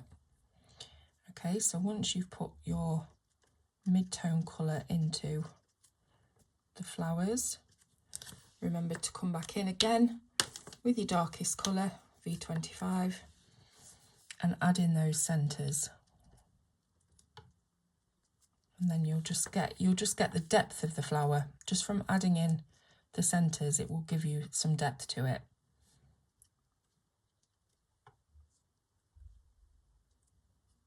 So just wherever you think it's needed, don't worry too much. Okay, a little bit of RV on there. There we go. Okay, so I did say I wanted to add some blue petals back in, so we'll do that now. Let's get our B91. Let's make this a blue and this a blue.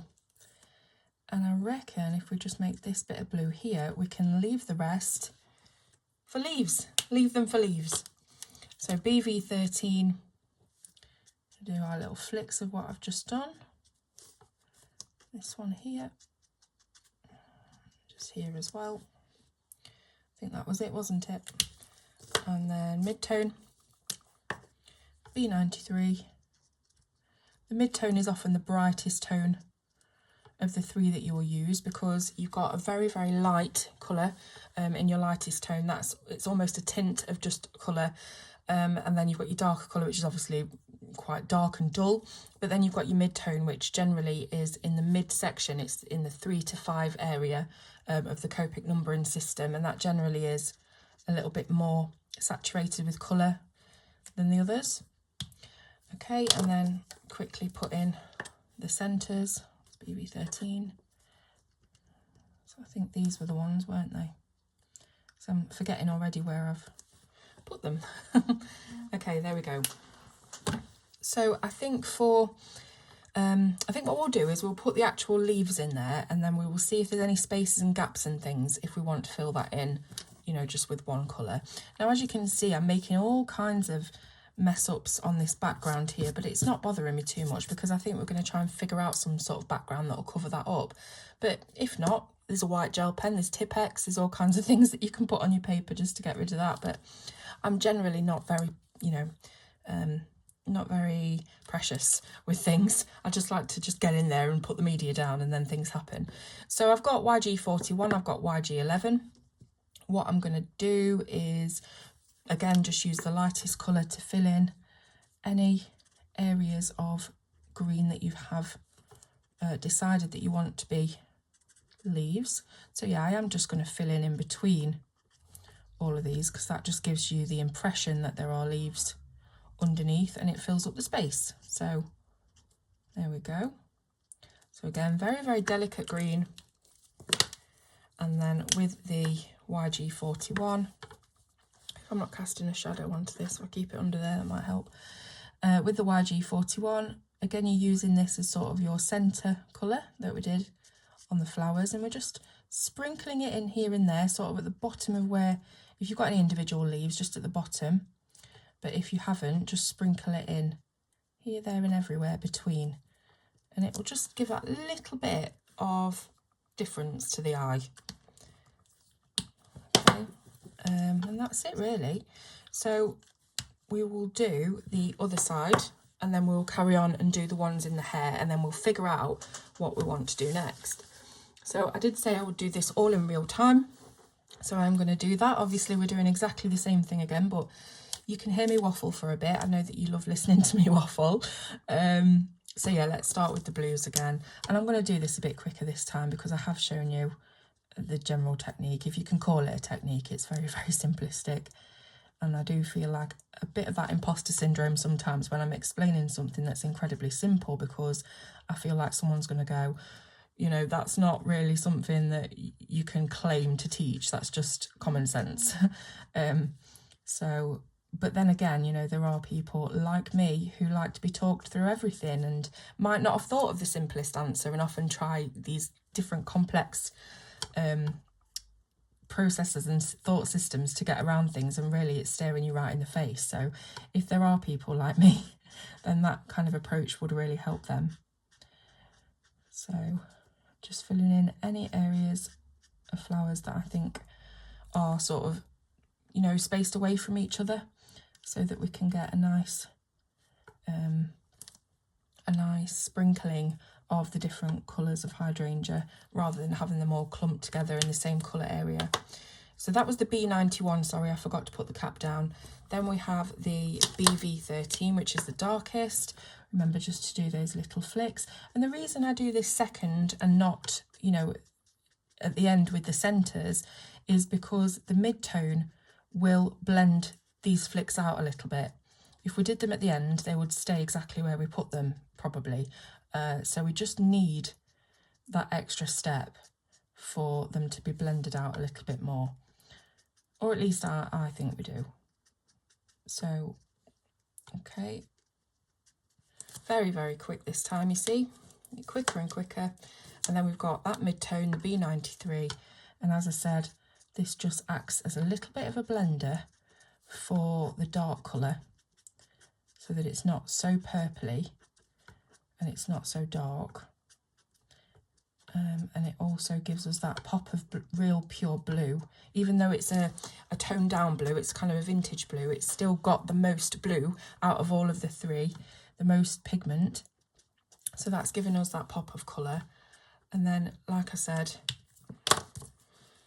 back to the darkest colour, BV13, to put in our centres and get those centres looking extra dark, to give us that the depth and like the flowers going into a centre. And that's kind of how hydrangeas look.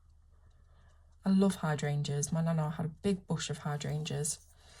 They're just beautiful, aren't they? I don't know if they're easy or difficult to look after. She didn't seem to make it look difficult, but I would love to have some in my garden. But I really don't have, I mean, I have got a bit of space I could put them in, but my garden's sort of astroturfed and wood and stone and things. There's not a lot of sort of plant growing areas in my garden, but there is a space I could put some in. So if you've got any advice about keeping hydrangeas, let me know, because I would like to get some. It'd be a nice callback to Nana's hydrangea bush, and I do love them as a flower. So we're going to get our RV00 water lily and start with our pinks now. I'm just going to put that all over really, really quick. It's not like with the skin where you have to saturate the paper and get it completely soaked in order to let that blending happen. You still do want a little bit of the texture showing. You don't want it super smooth like the skin. You want it to have a little bit of those flicks still showing through. It gives the texture of the flower and makes them look a little bit more realistic. So I'm just filling these in. Yeah, that one there as well.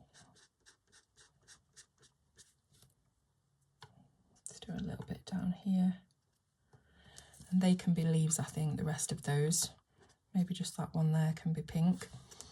Okay, and then the darkest colour, which was the V25 Pale Blackberry,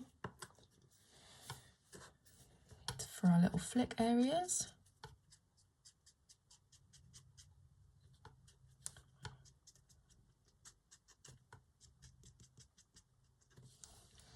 And I think, you know, if I just show you what these look like without the green leaves next to the ones with the green leaves on the other shoulder. Oh, that's a leaf. Hopefully you will see the difference that just adding in that little bit of green makes. And I am trying to keep to a similar palette as the one that is on the artist's page for this. I don't know whether I showed you in the last video, I might have done, but this is the kind of, hang on, where are we? Just fiddling with my phone. This is the kind of lovely, delicate, beautiful look that I'm going for. Can you see that? So obviously I'm sort of sticking with the same colours for the hydrangeas because they're the colours that are most commonly seen on hydrangeas. You can see that she's put a few little splashes of green in there. So it really does make a difference just to do that. And obviously with the flowers on her hair, I'm not going to look at, you know, what she's doing and copy that because I want to do something a little bit different. But yeah, that's kind of what we're going for. So if I've done all of those flicky bits, which I think I have, we will go in with our RV52 Cotton Candy, which is our pinky pink, and just go over all of that. Being careful not to go over the RV00 too much because we do want to keep a nice lightness to the edge of the petals. Okay, so there we go. Very, very quick, and not really thinking about it too much. And then we've got the V25 again for our centres. Just doing a couple of dots on there. Really getting that nice and full depth that we've got going on. Okay, and then with our greens, we've got the YG11, which is called Mignonette. I'm not sure what a mignonette is. Sounds like a marionette, like one of those puppets, but I guess it's not. It's got to be something green. Maybe it's something to do with flowers. So I'm just putting these greens in here wherever I can see that there are areas blank that have been left. And then we've got our YG41, which is called Pale Cobalt Green, in case you go by names. And again, just putting a little bit of that in. Now, it's always handy when you're colouring to go back and see if there's anything more you want to do. Even though you've chosen a palette of colours, there might be something that sticks out to your eye that you think, that really needs a little bit more of something. It's like adding the salt to your dish, you know, it needs that little bit of something. And when I'm looking over here at these that have dried, I'm thinking that the green all looks very monotone. So it doesn't really look like we've got too much of a contrast in our greens at all. And they are very light, to be fair. They are both a 1 on the scale. So they're very pale greens. So what I'm thinking is I'm going to have to look for something that's along the same sort of shade as this, but a bit darker.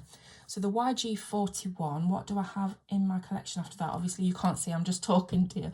We've got the YG45, which if I get my little page out just to show you what that's like, is much more of a deeper green, but it also is the same sort of colour. It's the same family as the cobalt, so the light cobalt. So let's just add in a little bit of that. This is YG45 Cobalt Green.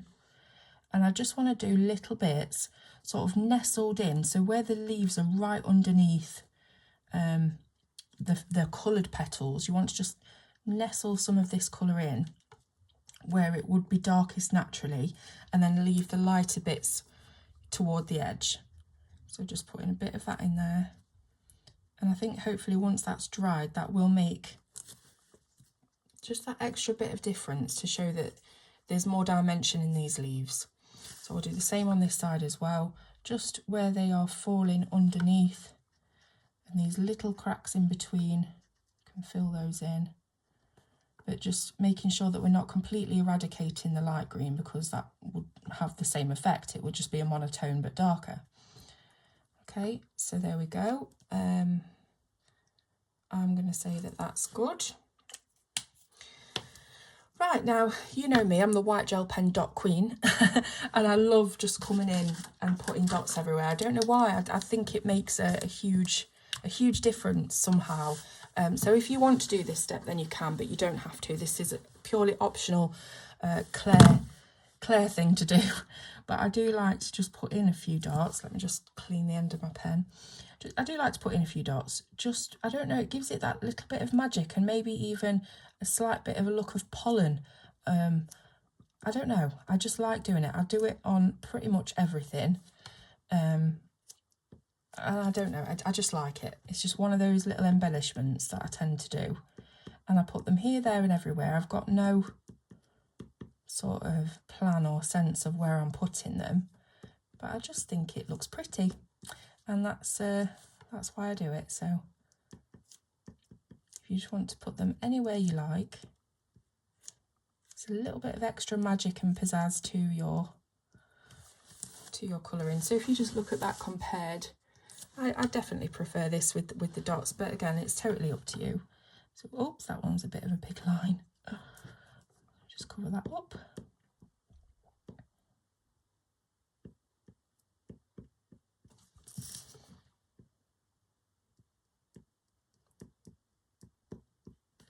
A little bit of magic just sprinkled onto your flowers.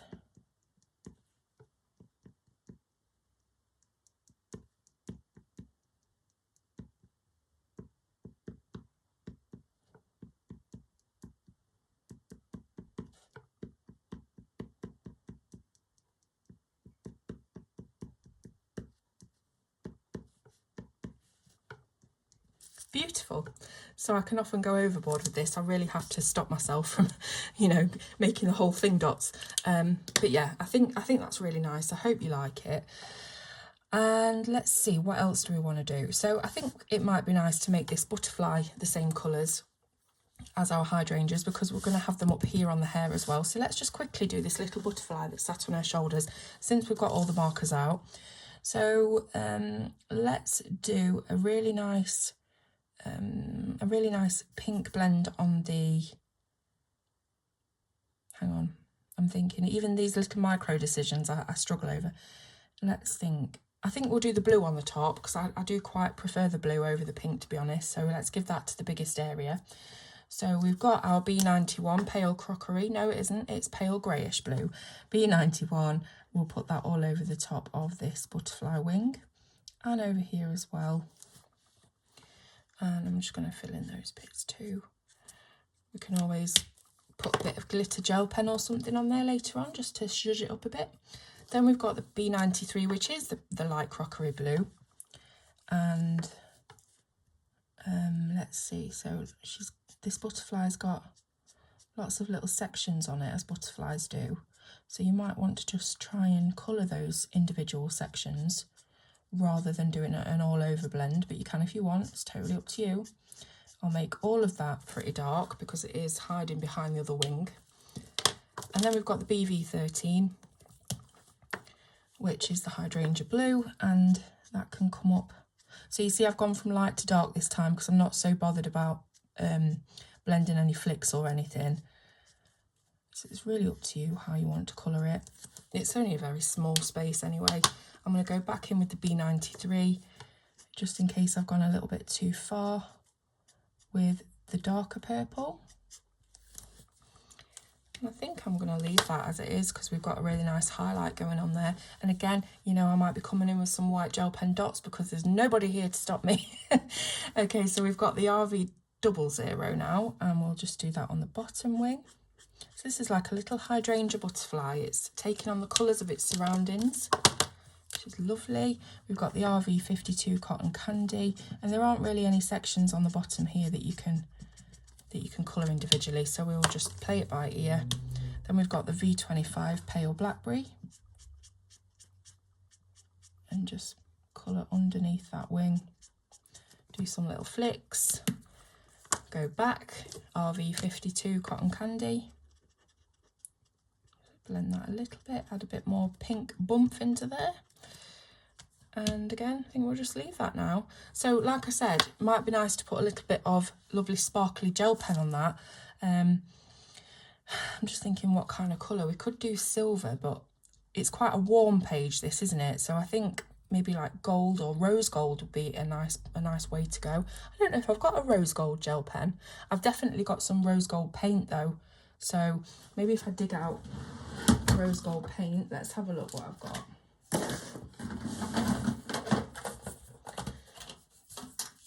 So these are some, let me move this out of the way. These are some KJ Design by Karen paints. Let me zoom it out a little bit. And I've got a couple of different tins of these with different colours. So I just want to see, I don't want to mess up my page completely. So let's just move that out of the way. Let's just see if I've got anything that could do for a rose gold. This one's nice. This is a pink gold, but I think it's probably got a little bit too much silver in it. I want it to be a bit pinker. Let's see what I've got in here. This one's super sparkly and quite pink. That one's called Ruby Slipper. That might look quite nice. Let's get that one. So we've got Ruby Slipper, and then let's do something a little bit blue as well. This jellyfish is perfect. Let's go for jellyfish. So I'll put these to one side. And these are the two colours, jellyfish and Ruby Slipper. Okay, and then I'm going to need a little brush, aren't I? Let's see what I've got. What's this one like? This one's got a bit of water in it, so that'll do. Okay, so we've got our two paints here. Oh, can you see? I've just made a boo-boo again. Oh, well. We're going to have to figure out some really cool background to sort this out. So I'm just putting a little bit of water into these pans and just giving it a couple of seconds to thicken up. They really don't take long at all, these. It's almost like the pigment's ready and raring to go as soon as you are.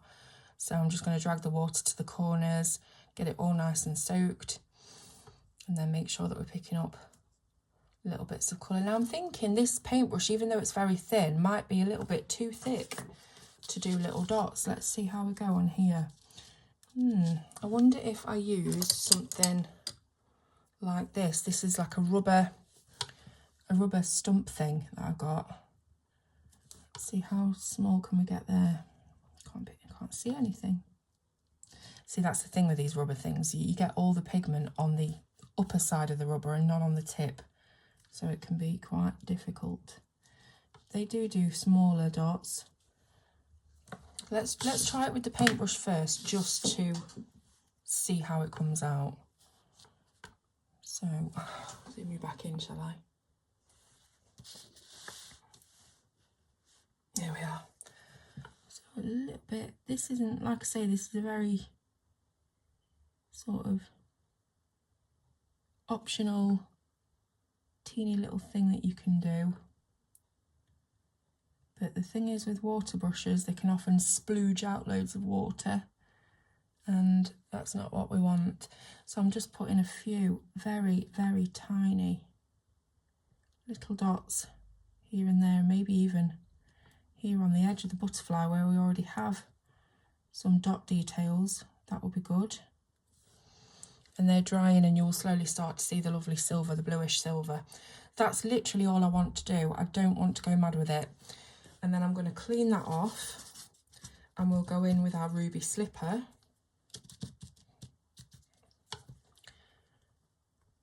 Get lots of nice glitter on there. Make sure that we haven't got loads and loads that's going to come out onto the paper. Let's do some tiny little dots.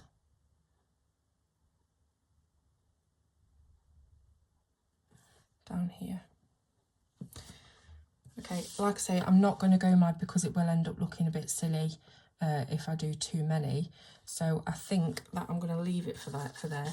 And all that fuss, and you're probably thinking, is it worth it? But it's just going to add some extra little pizzazz to it. So let me put those away.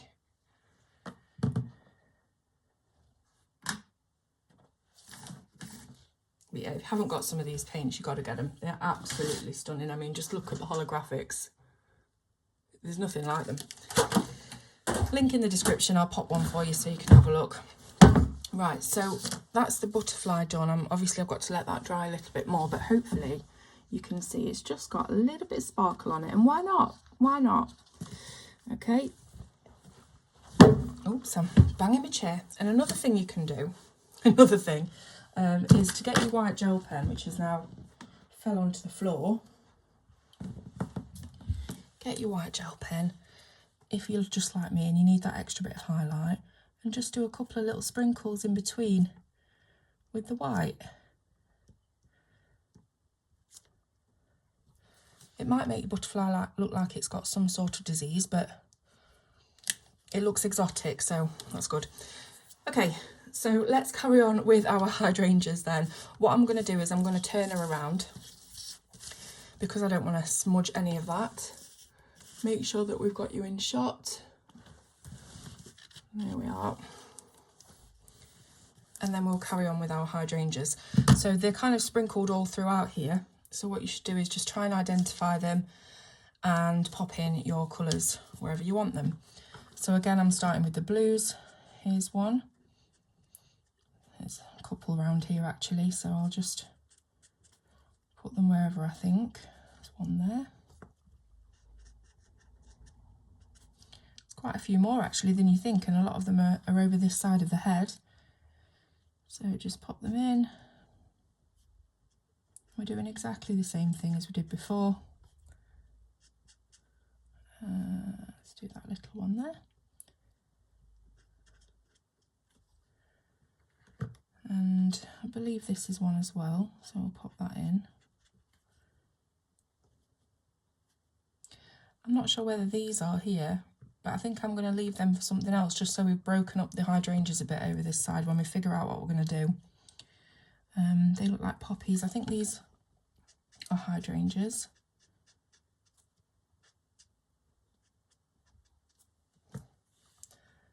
I think we'll give her a pink one in her hair. That's a poppy. This could be a hydrangea. And I think these are as well. Don't forget to leave a little bit of blank space for your green leaves. I don't think it'll matter as much on here because we have got some leaves already of different types to colour in. So next is the BV13. And again, just little flicking motions. It's not really a flick, it's more of a splodge. If you haven't got these Copics, just look for any alcohol markers that you have or any media you have that is a blue-violet palette. That's what you'll be looking for these blue hydrangeas. There's definitely a lot of purple in them, but they are not reddish, they are bluish. All right, and then your mid-tone, B93, just to blend those out a little bit. I'm being very quick and careless with this. I'm sure you'll take more time, or maybe you won't. Maybe you like this look as well, and you're like me and quite impatient and just want things to be done. Okay, and then again, very quickly with your BV13 for the centres.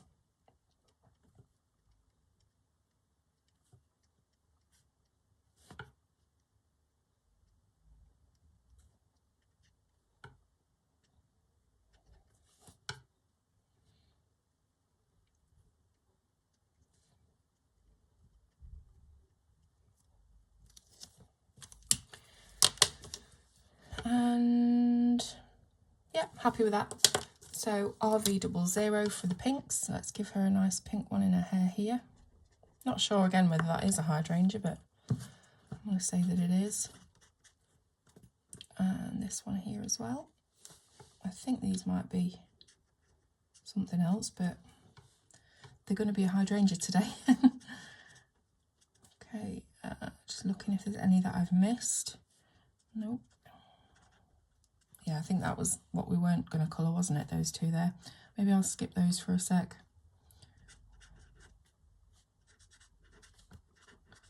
So even if you've already coloured something, if you've done it in a light enough shade, you can probably go over it depending on what colour you want it to be in the end. So yeah, very, very quick hydrangea colour in there. And I think this might be one as well. All right, and then the next step is V25 Pale Blackberry for our flicky bits or splodgers. We're supposed to be leaving that one, weren't we? Got a memory of a goldfish.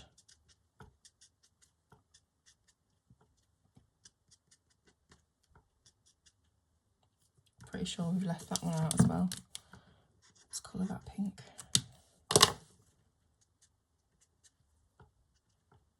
So as time goes on, and because I've shown you the technique precisely, I'm now sort of just splurging it on anywhere and not bothering, but you take your time.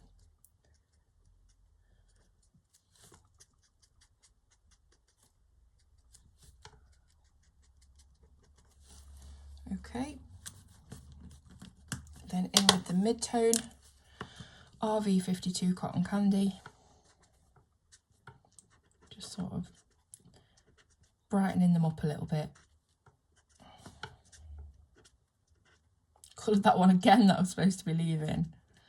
See, the whole you can go over it if it's very light thing doesn't work out if you keep going over it and keep forgetting.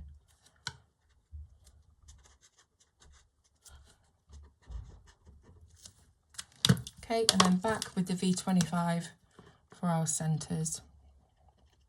So for the centres, I'm just kind of dotting until the colour builds up. So do that all over. And then you should end up with a lovely area of hydrangeas, or something that looks like them anyway. I'm just going to add a little bit more of this Cotton Candy RV52 into certain areas where I think they just look a little bit too pale. But again, you keep constantly going back over your own work and thinking, is there any way you can make it better? Is there anything that's missing?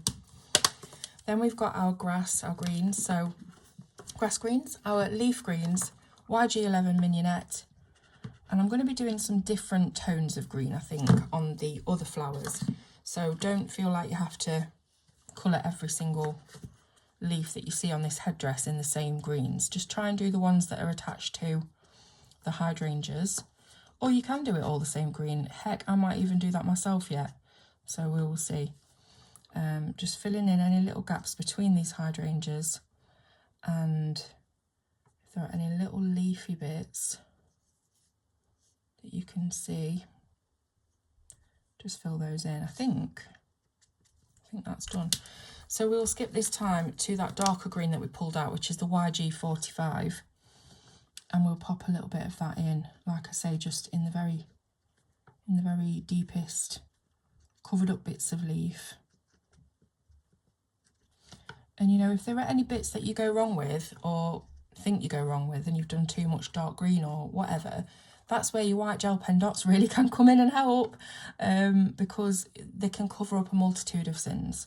So do not worry, this is supposed to be fun. This is the YG41 Pale Cobalt, which we don't really need, but I'm just going to dot it about anyway, just in case, just for luck. Okay, so I think that paint is probably dry now. I'm still going to avoid it because I don't want us to do any smudging. But what do we think so far? I'm going to get my white gel pen and continue with the dot theme that we had going on the other hydrangeas. Because we've got quite a big clump of hydrangeas up here on this side, on the right side of her head. So we can keep that tying in with the cuffs, the sleeves of her shirt. I've not even thought about what to do with her shirt yet, I haven't got a clue. Hopefully I think of something by then. Alright, so dotting on, really pretty. And then just a few here on the other side.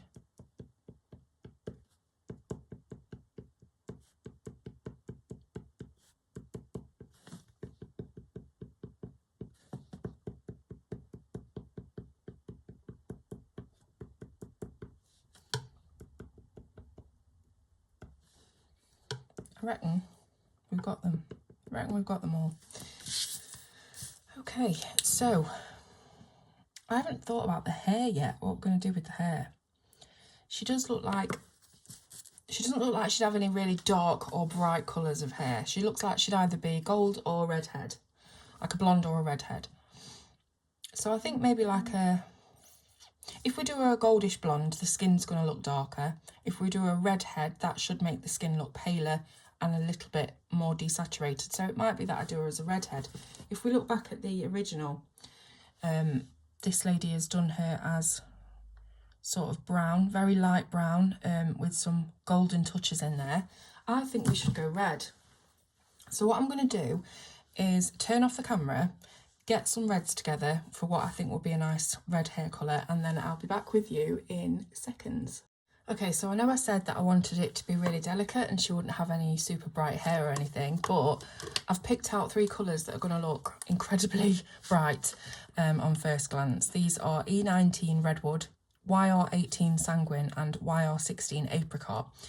But I wanted her to have a sort of a bit of a harvest look. I wanted it to look a little bit spring, but also autumnal as well. I don't really know what I'm trying to achieve, but I think that these colours, if used properly, will look really nice. Fingers crossed for me that they do. The apricot is a little bit of a colour that I'm still struggling with whether to use or not, because it is such a bright orange. I'm looking at my chart. I don't know whether I can put this on here, but the apricot is here YR16, and I'm thinking I could tone it down a little bit with maybe a Y38 or even a Y21, but I just don't know how that would go. Let me do a little bit of an experiment. So I've got a Y21, which is cream. Now these are the 3 colours that I've picked. Now will this cream blend with this this mid-tone colour here? I just think it's that slight bit too yellow rather than orange. Oh damn! Look what I'm doing. But I think it might look a little bit more natural than the apricot. So I'm going to make a switch. I'm going to switch out the apricot for this colour cream. I might as well just splodge little bits of alcohol ink all over, to be honest, because that's what seems to be happening in the background of this at the moment. Maybe I'll use Colour Me Stress Free's alcohol background thing that she does. I don't know yet. So these are the colours that I've got. Wish me luck. I'm going to colour a couple of locks with this cream, YR21, and we'll see where we're at. I mean, there's not a lot I can do to fix it if I don't like it, but sometimes you've just got to commit. So let's do these 2 here. So I've covered that. Again, it doesn't really matter about it being completely saturated or anything, because we've got hair texture to see. So then I've got the E19 Redwood, which is the darkest colour, and it is super dark. So I am flicking that out and trying not to use an awful lot of it.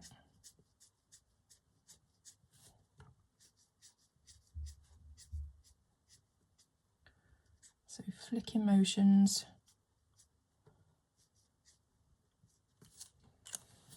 Okay, just like that. And then we've got our mid-tone, the YR18 Sanguine, which is where it could all go wrong. So again, I'm just sort of coming from the middle of these dark flicks and flicking down a little bit further. But I do not want to completely eradicate the cream in the centre. That's our highlight colour, and it tones down the whole blend. So let's just take it steady.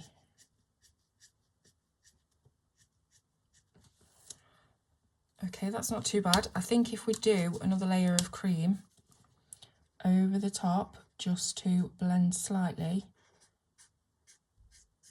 we might be all right.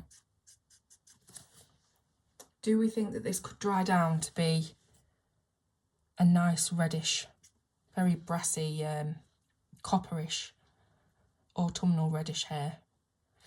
We've committed anyway and we've gone for it, so end of day, we've just got to carry on. So I'm going to carry on with the hair. Obviously you can use the shading to show you where to put your flicks, which is what I'm doing. I haven't done the cream first, have I? So I've totally forgotten that step already. I'll just do this particular one in reverse. But do try and keep your flicks scaled back a bit if you can. Okay, so that definitely needs another layer.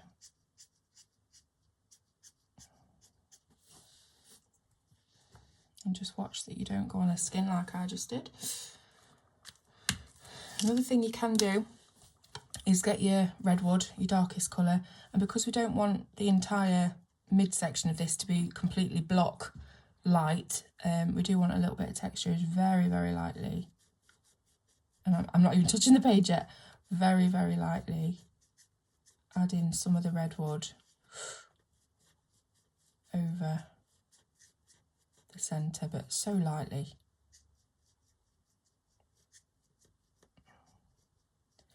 Just to give that look of hair texture, really. And again, if you want to tone it down, just bring that cream colour in. It's not going to be the best hair I've ever done, I can tell that already, but I don't think the picture is the best I've ever done. But it's a bit of fun. We're learning all the time. Okay, so just remember to put the cream on first. Let's do 4 sections at a time, then we can get this done quite quickly. That's the great thing about markers versus pencils. You are amazed really at how quickly you go. So remembering to keep our flicks very light and don't do them too far. Don't do a lot of them. I just want to be like a shadow area.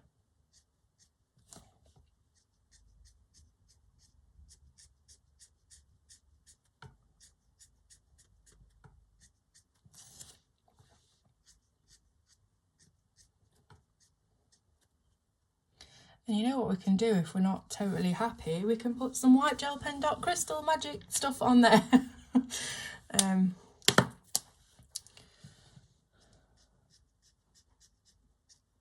Because, you know, we can get away with it looking like pollen, can't we? That can be our excuse.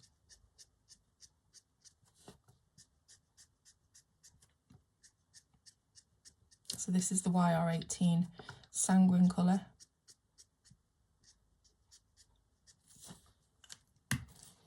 And then all over again with the cream to blend and tone it down a bit.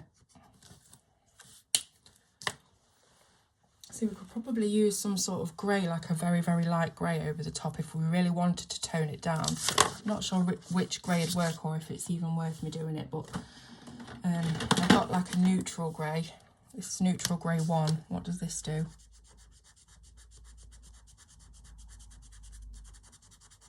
See, that's toned down the colour. So we could even do that if we wanted to make it a little bit more brownish and not as bright orange. We could put some neutral grey 1 over it. I think I'm going to leave it bright though. I mean, I did want this to be quite delicate and not my usual vibrant pack-a-punch thing, but it's slowly turning that way, isn't it? But hey ho.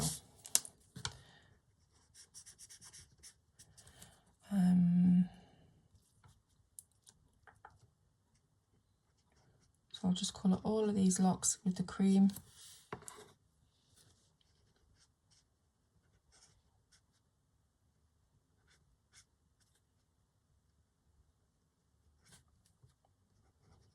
But I hope you can see already.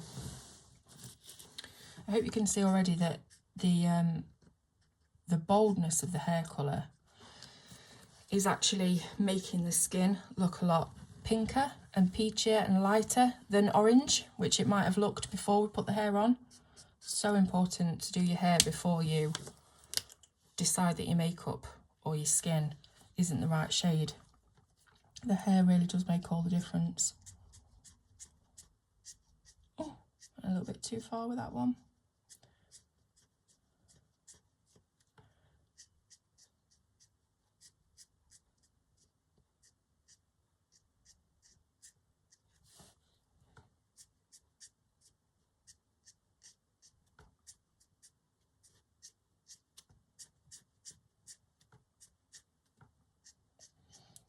coming off the tail end of a migraine actually. I started with it yesterday morning, and it seems to be helping, just this little bit of distraction. Obviously it's not as bad as it was last night, but I can't really sit and do nothing. I'm one of these that has to be, what's the word? Stimulated.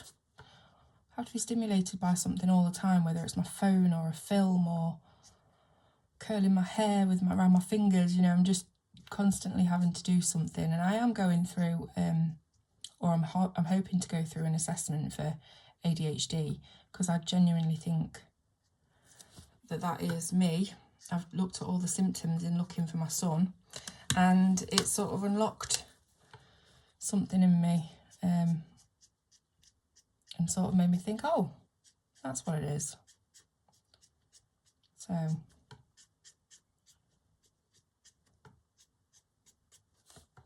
we'll see. It takes an awful long time to be diagnosed in this country. I'm probably looking at 3 years plus. But it's interesting. It'll be interesting to know. I'm curious, and to know for sure would be great. I mean, you don't really need a diagnosis, because if there's a form online, the form that the doctor will give you and ask you to fill in, and I can't remember what it's called. It's like ARHS form or something. And if you answer so many questions on that, not correctly, but you know, it will show up ADHD traits. And with it not being something that you can physically diagnose, like you can see a broken leg, really a self-diagnosis is just as valid. So as long as you've done your research and you've, you know, you really do fit the criteria, then you can say that you have it. And I don't know as if it'll change anything. I think it'll just help to know, you know, that that's definitely what it is. And I do think it is. You know, I've been looking at different mental health and behavioural things over the years for my son anyway. And, you know, nothing has triggered my personal interest quite like ADHD. So I'll be interested to know. Just adding a little bit more of this E19 redwood here and there. But I'm not great at colouring hair anyway, so I just sort of blag it and try and make sure that it looks like it's got a few strokes of hair in there and a few strands of hair, and then hopefully it'll all work out. Just put a little bit more of this sanguine colour in there, because it's not looking quite as orangey as the rest. This bit's looking a little bit darker, but maybe it's because it's not dried yet. So let's continue with the hair. So I'll just colour all this in. Am I on screen? Yes. I'll just colour all this in with the cream. Again, I'm not too worried about things that I'm going over on the background.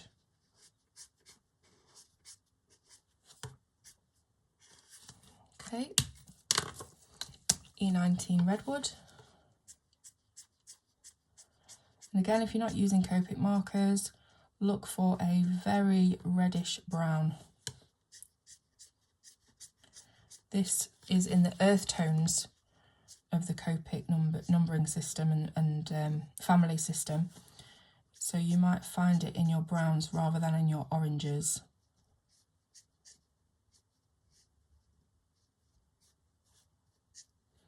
It might be nice for me to do this with some Ohuhu markers, which I've recently got, because I think they're a little bit, well, a lot more attainable for people. So if you'd like to see me do that, let me know. You can do a colour along or something with the Ohuhu markers. So I'm just filling in these bits underneath the flowers with the redwood, because that would be like a shaded area. And I want to bring just a little bit more of it out here. Maybe not that much, Claire. Then we've got the YR18 sanguine. Don't cover up all of the cream. Don't cover up all of the cream. That's the mantra that's going through my mind.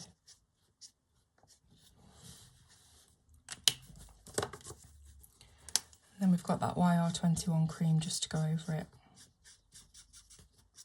Let it dry, see how it looks. If you want to add any more on it, feel free.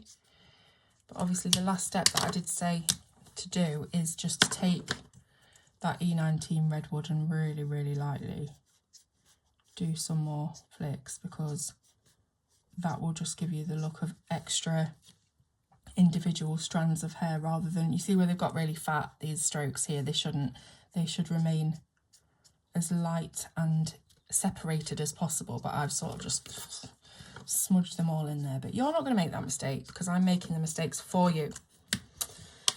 Okay, this side of the hair, missed that bit there. This side of the hair now, luckily there's not too much hair to do on this, so it's not too bad really, but like I said, we could add some of that grey over the top to really tone it down. I don't know whether it's a good idea or whether it might ruin something. That's the only thing. But if we don't experiment, we don't know. So I'll do this a little bit first. Did you see that? Hopefully. Terrible for not being on camera when I'm supposed to be. Okay, so flicks. Again, I'm not too bothered about any flowers that I'm going over here. It won't be obvious at the end. Fingers crossed. I can't even cross my fingers. Alright, just make that a little bit dark under there. It's like a fold over. This little bit can be dark under here.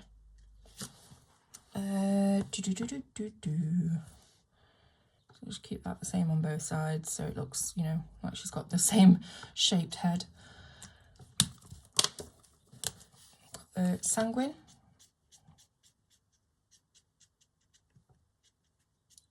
Very difficult not to cover up a lot of the cream here, because we don't have an awful lot of room to work with, so just do your best. As long as it gives the impression, it should be fine.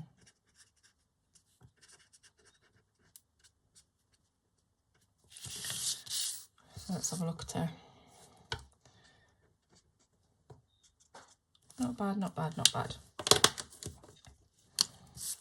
A few of these little flicks. Oh, that was a big fat flick. We don't want that. Little flicks with the redwood. There. Not great, but move on. So we've just got this last bit of braid to do here. Just fill it all in with the cream.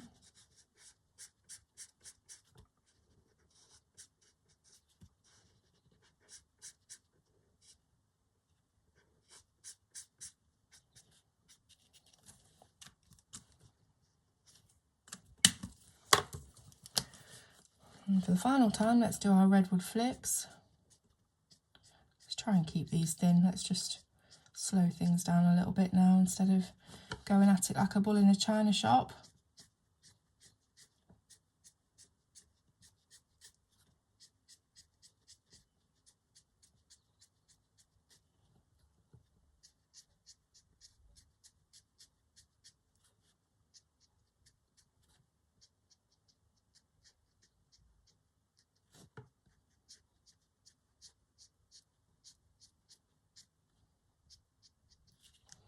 You can tell I'm concentrating when I've gone quiet. Oh, forget this bit.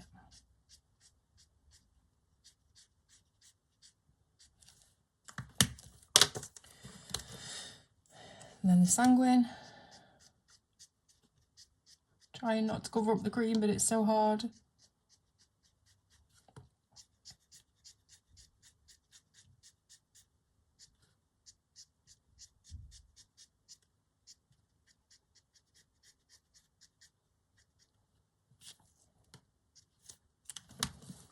Final layer of cream.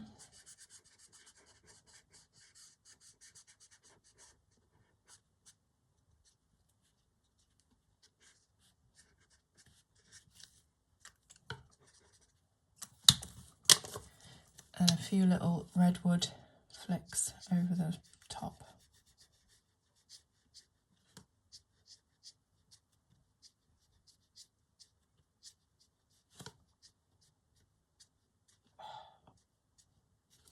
I've really got to improve my pressure skills. Right, how's that looking?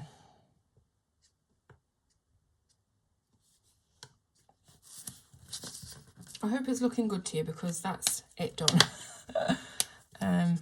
Just a little bit more cream over here. A little bit more sanguine maybe. Just looking slightly light over here compared. What do we think? I think that this side where I took it slow and it was the first bit is definitely infinitely better than this side, but maybe once it's dried I won't feel so badly about it.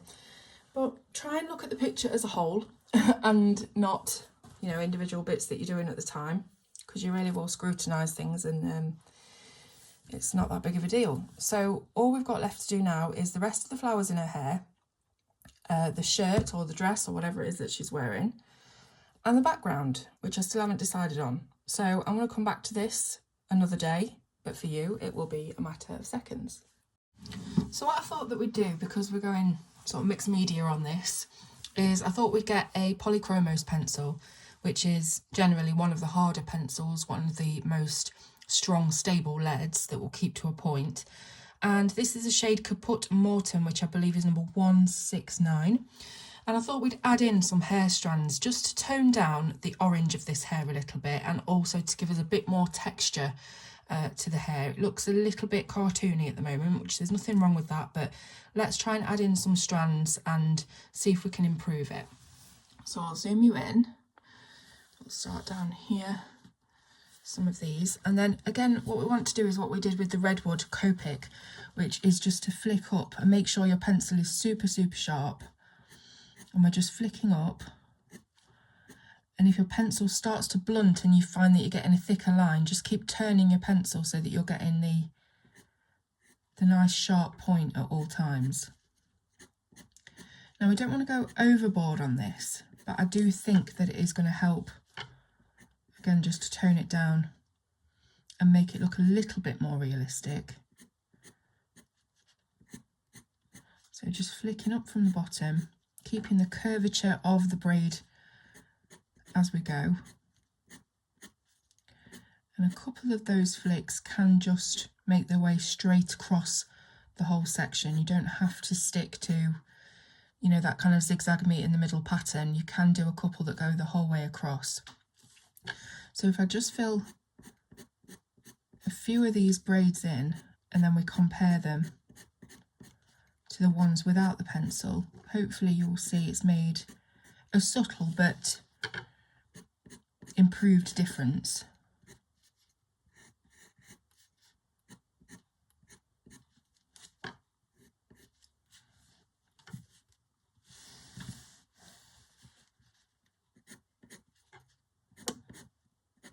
So again, just twisting and rotating your pencil all the time to keep that really nice sharp edge.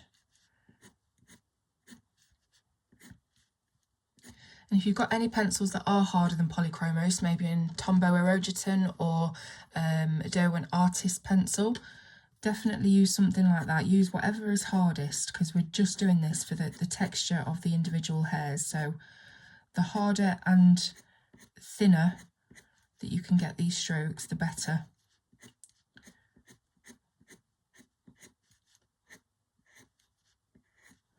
And the colour Caput Mortem has a lot of red in it, so I thought that would work really nicely with the colours that we've already put down.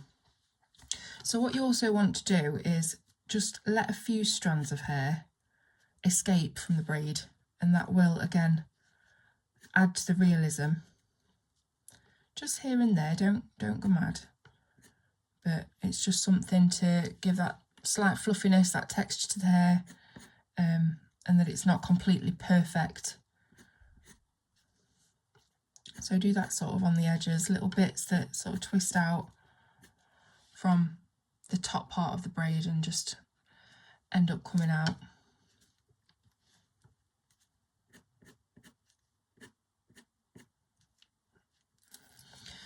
So if we just take a quick look at the difference that this has made, let me see if I can just pull you out a little bit. Hopefully you'll see that this bottom part of the braid definitely looks a little bit more realistic now. It has a depth to it that this doesn't, but we've still got the reddish tones shining through, so we know that we're not dealing with a brown hair tone here. This is definitely a reddish hair tone, but it's just giving it that little bit extra detail, I suppose. So we'll carry on doing that with the rest of the hair. Do remember to keep sharpening your pencil if it goes blunted. So I'll just keep sort of sharpening this a little bit on the very tip,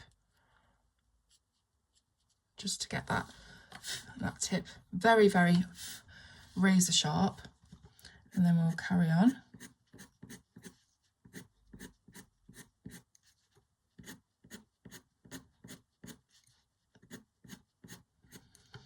So if you don't have polychromos, obviously just choose any kind of pencil that you have. Make sure that it's a brown, hopefully with a bit more on the reddish side if you can manage to find one in your collection. But yeah, any kind of warm brown would do. I would go for something like a burnt sienna if you have a more basic set of colours.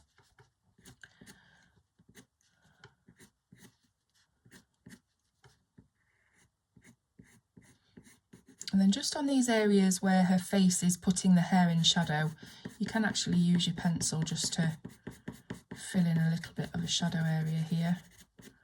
And again, that will help with the realistic aspect of it.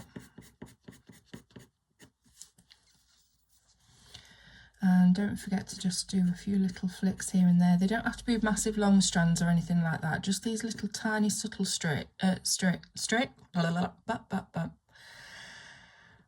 what's the word? Tiny, subtle strands, that's it. Okay. So again, doing all this in real time for you, even though I'm sure you've got the gist now of what we're doing here.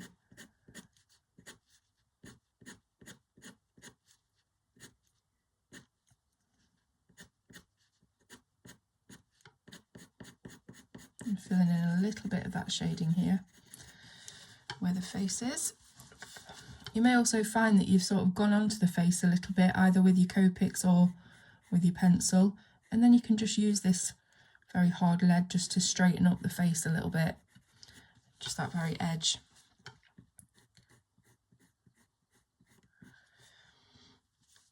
So can you see hopefully the difference now between this side and this side? Looks far improved, I think it's fair to say. And I'm actually quite proud of myself for using mixed media, because it's not something that I do very often. I tend to get a set of pencils out and I'll use those till the end of the page. But now I'm sat here at my desk, I've got a bit more access to things, and it's nice sort of thinking out of the box and thinking of different ways to incorporate all these different tools that we've got to improve the piece, rather than just seeing what we can do with the one type of media, and if it works, it works. If it doesn't work quite so well, then we just move on to the next piece. But it's nice to try and improve it with all these different tools.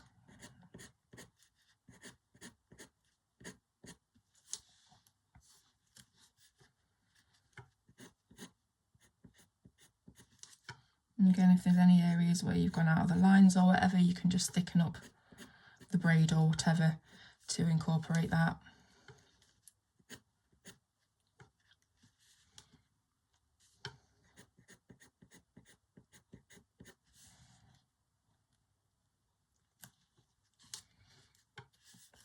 So I'm just going to turn her a little bit now so I've got a better angle. I'm just following the curve of the section that you're working on all the way around. You don't have to be super precise, because we are dealing with something that moves quite a lot and it's made up of lots of little strands. So unless she's got proper extra strong hold gel on her hair that's not going to move anything, which is unlikely, then you don't have to be, you know, completely flat and perfect with it.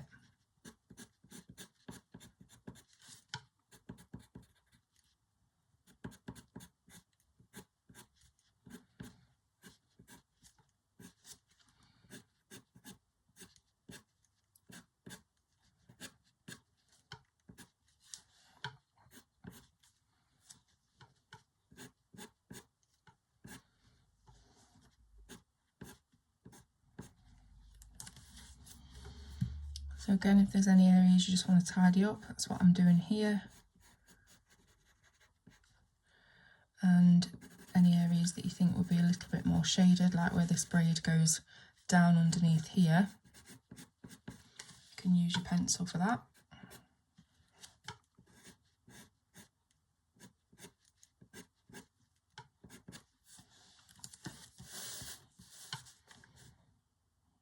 Yeah, I think that looks really good.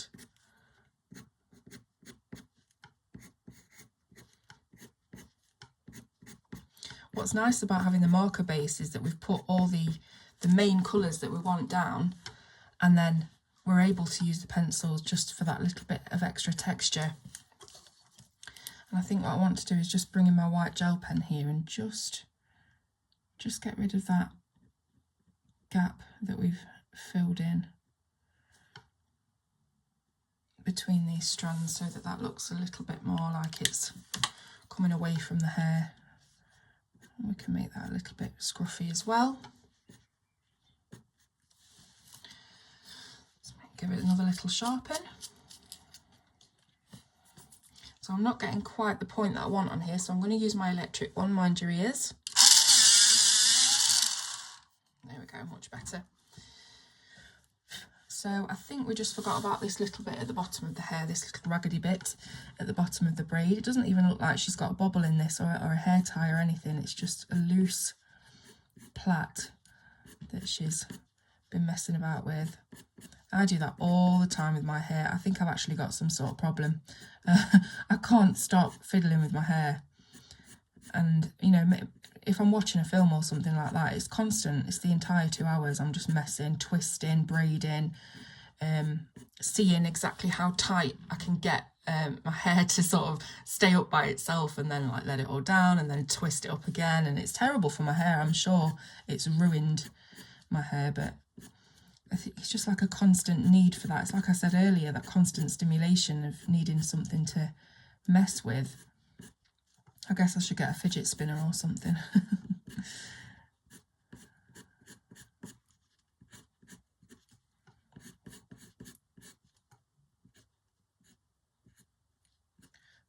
Just making sure that these little ends are, again, not perfect.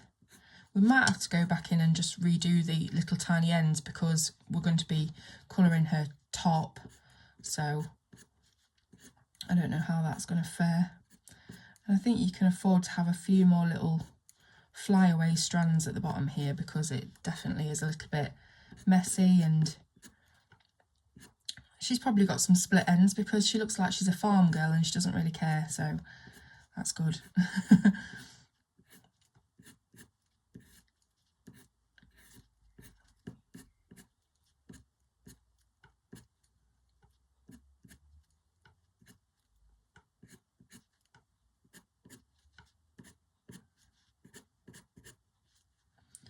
Okay, so just feathering these edges just a little bit.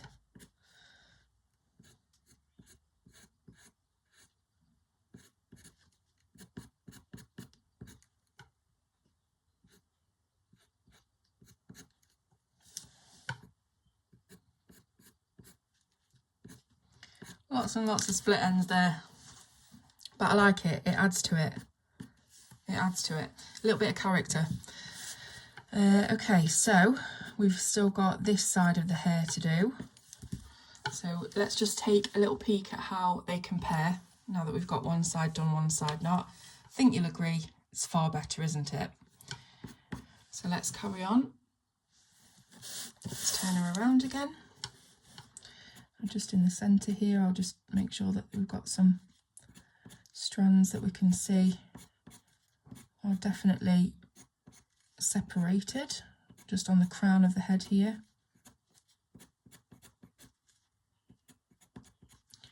Same in the back as well, we can probably fill in that little bit.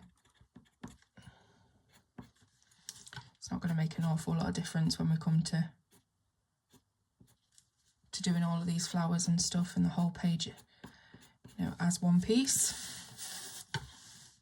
So I'm turning her around, carrying on.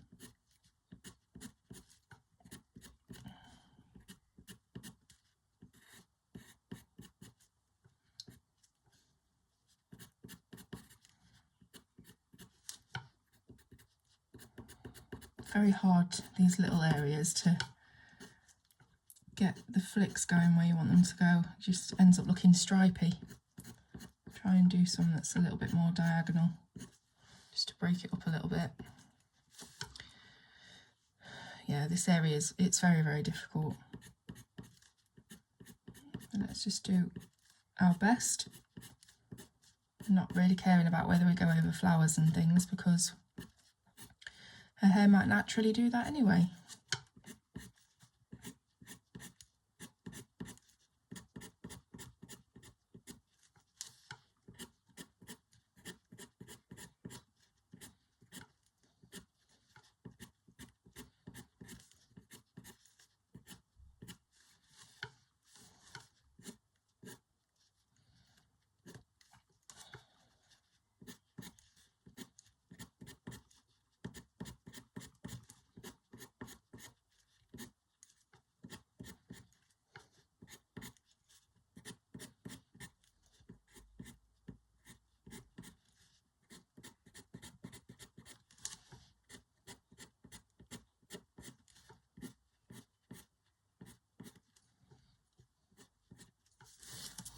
Let's turn her back around and have a look. See where we are with this. Oh yeah, that's definitely an improvement, isn't it? This little bit here is just terrible.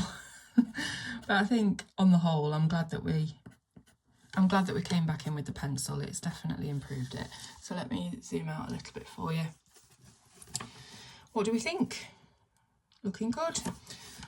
So now I've got to think about what colours I want for these flowers in her hair and what colour we could use for her top. Now I want the colour of the top to match some of these flowers, maybe these larger ones here, so that we've got that cohesion and it all ties in from top to bottom. So we need to figure out the flowers then, don't we? We want something that's going to enhance our palette, not really take too much away. I don't want something that pops up here and that's what your eye's completely drawn to. I want it to just settle in and look nice and like it should be there, you know. So let's have a think. We've got, let's get the colour wheel, that might help. So what we've got here is a lot of reddish tones, but we've also got some of this cooler sort of blue and pink and violet area. So we are over this side. Where are we? We are over this side, aren't we, of the colour wheel. We've got some violets, red violets. We've also got the blues and the greens. And we've also got the red. We're basically using the whole colour wheel. But let's say we're kind of in this bottom bit here, this shade of colours. So what can we do that will really enhance that? So usually I would come across the colour wheel, but I think maybe we do want to stick to more of a harmonious palette. So we want something that's sort of next to it.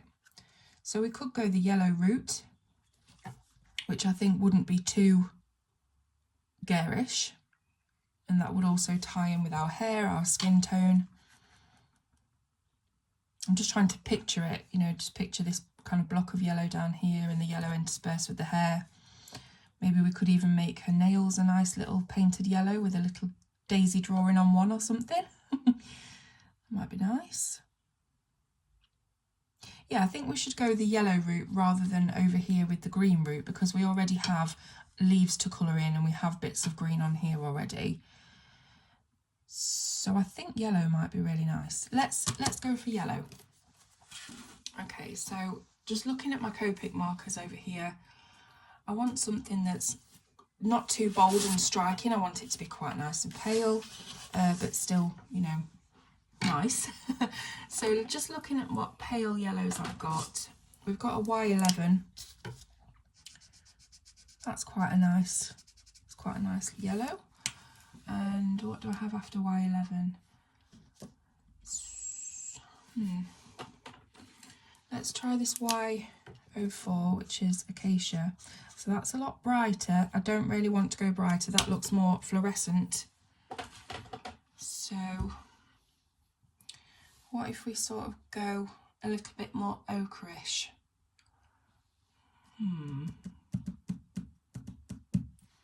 So I'm just trying out colours here. Yeah, that's more of a green gold colour. That one's the Lionette Gold. It's not really suitable.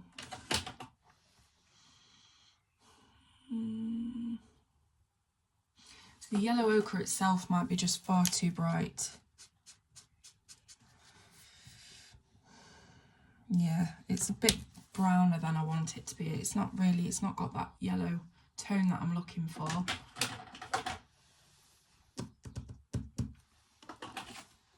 This is YR21 Cream. Okay, so this could be a contender. It's nice and muted. I'm just wondering if we could get it to blend with this Y11. So this could be our shadow colour, this YR21. Let's just try a few different colours first before we commit. Yeah, definitely too bright. That was the YR12. And the YR02 might be too orangey. Yeah, it's a bit too orangey.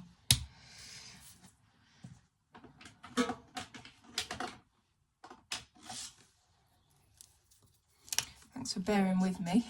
Oh, this could be a nice in-between colour. What's this one? This is the YR31 light reddish yellow. So I wonder if we could make a nice blend between those. I'm still thinking this might be slightly too dark. This what is it? YR21. Is that the one? Yep. Have we got anything different that we could use in place of that? The one that I've got next to the YR31 is the YR61, which really should be on the same level of saturation because it's got the one on the end. Yeah, it's moving into sort of a reddish tone now, which I don't think is what we're looking for, is it? So let's give this a go. I'm trying to find a piece of clean paper that we've got here. So I've got the three colours. The YR21 is the darkest. It's definitely on the orange side rather than the yellow side, which to be honest isn't really what I'm looking for. But let's see how it looks in a blend.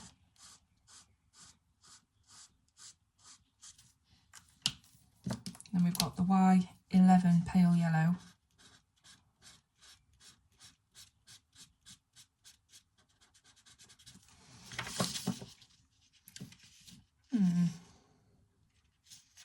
Is that going to be too bright, do we think?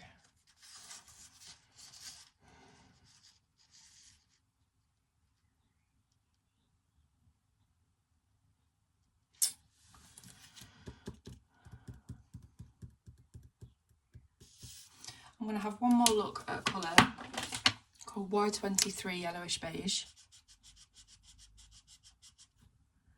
And what do we think of that? How does that match up to our mid-tone? Just don't mind me, guys. They're both about the same, aren't they, really? Okay. Let's go for it. Let's just do it. It might be slightly too bright. This is just what I'm just worried about the orange. Maybe if I take that darker one out, what would it be like if we just used the two colours? So we've got the YR31 and then the Y11. That might work a bit better. Let's do that. So let's put this one away for now. This is the YR21. We're not going to use that one anymore, or at least we're not at the moment, because, you know, mine's change all the time. And let's see what we can do. So finally putting some colour down on the page. Let's zoom you in. Okay, this is the Y11 pale yellow. So I'm just going to cover this big flower in it.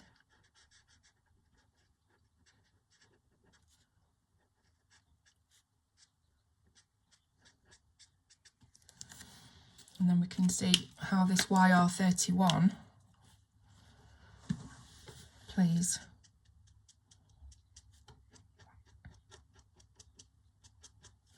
It might be that we even come back in with some pencil like we did on the hair if we don't think that this is deep enough, but I like it so far. It is nice and pale. It's not going to overtake the rest of the colours on the page.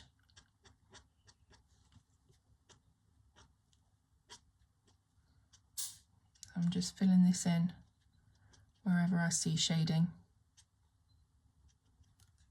And then these petals underneath can have a little bit more because they naturally would.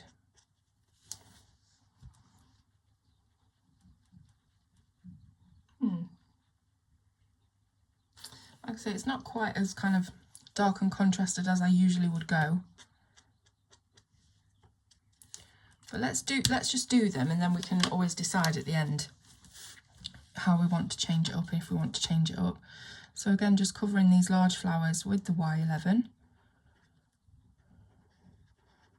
This is quite a desaturated yellow, so just looking for that kind of colour in your set, whatever it is you have. A desaturated yellow that's got quite a lot of grey in it, isn't so bright.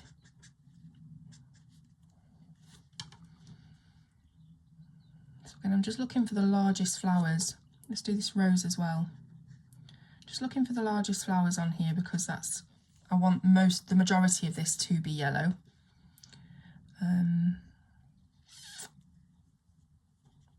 Do this rose as well.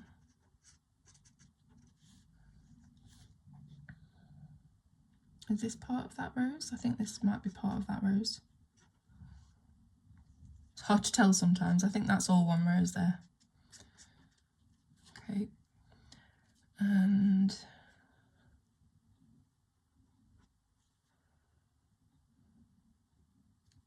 let's do this one as well.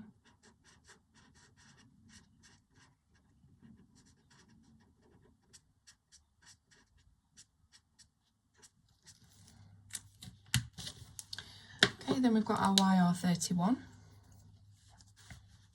which if you see how it's dried, it does dry a little bit brighter, so that might work fine for us really. Often when they're wet they can look a bit darker, a bit duller. So again, it's really important to let it dry and see what the ink does.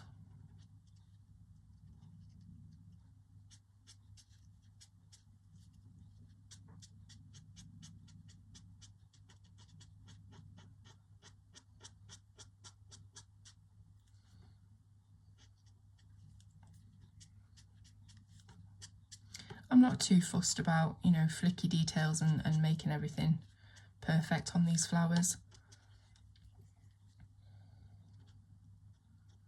And just sort of add in very loose bits of shading around to give the impression that we've got a difference in tone and shadow and things here.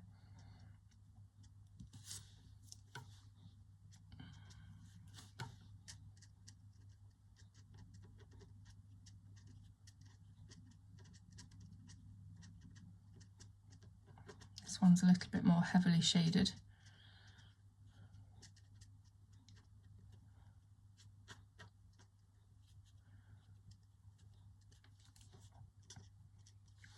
And again, we're going to wait for them to dry before we decide if we're going to do anything more with them. I'm just thinking about the other flowers that we've got on here. I think that these ones at the top are we're going to make them part of the hydrangeas, because even though I don't think they are, we're just going to do it anyway. Now then, what colours did I use for these hydrangeas? I'm sure there was an RV00. I've put them all back, you see.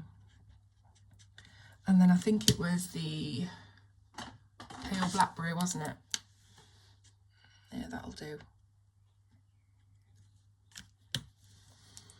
And if I remember rightly, it was something like Candy Floss for the mid-tone.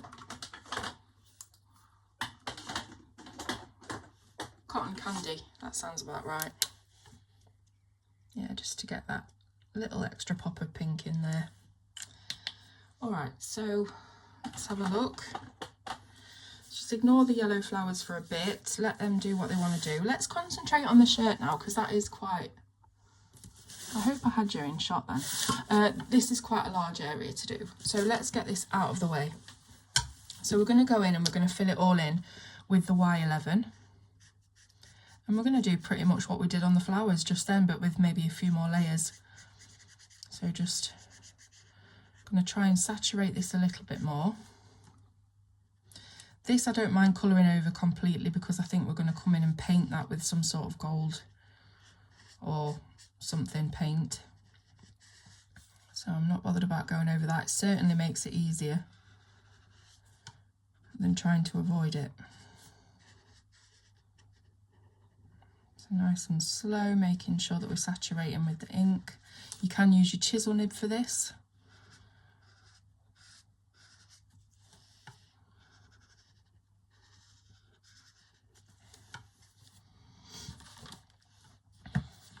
Oopsie daisy. I'm just checking something on my phone. I want to check the shading of the original piece, just to see where she's decided to put her shade.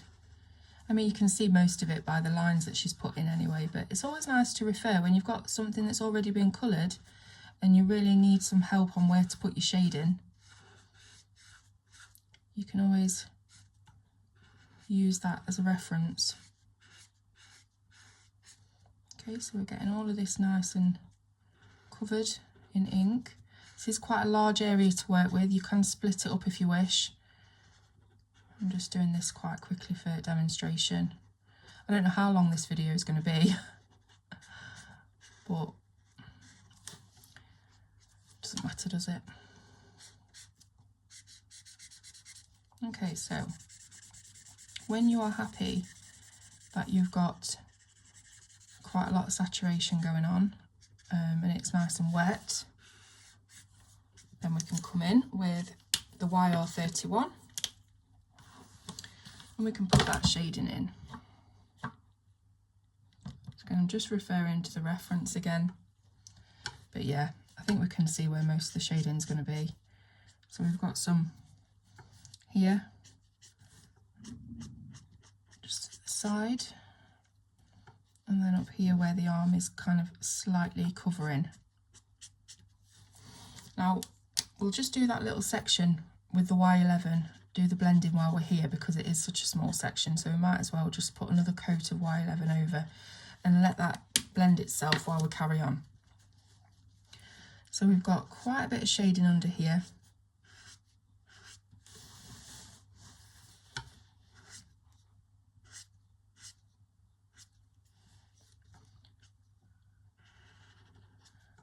Where the arm overlaps, creates a bit of shadow. Same again up here.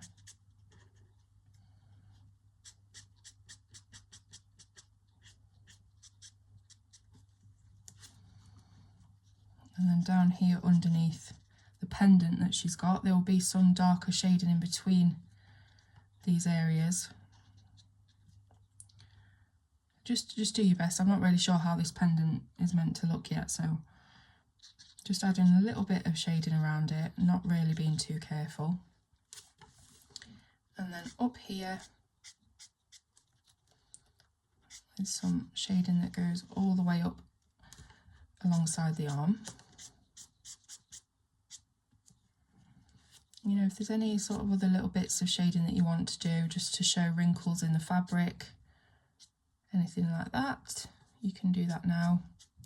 Just filling in these bits around the hair, and then we can come back in with the Y11 and we can just do a coating of that over the top. So a whole nother layer over everything you've done and give that the chance to blend.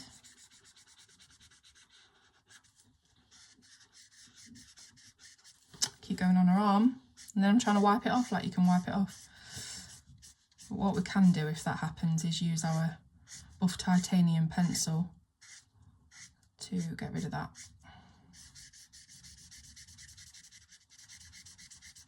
So like I said, I'm just going over it all.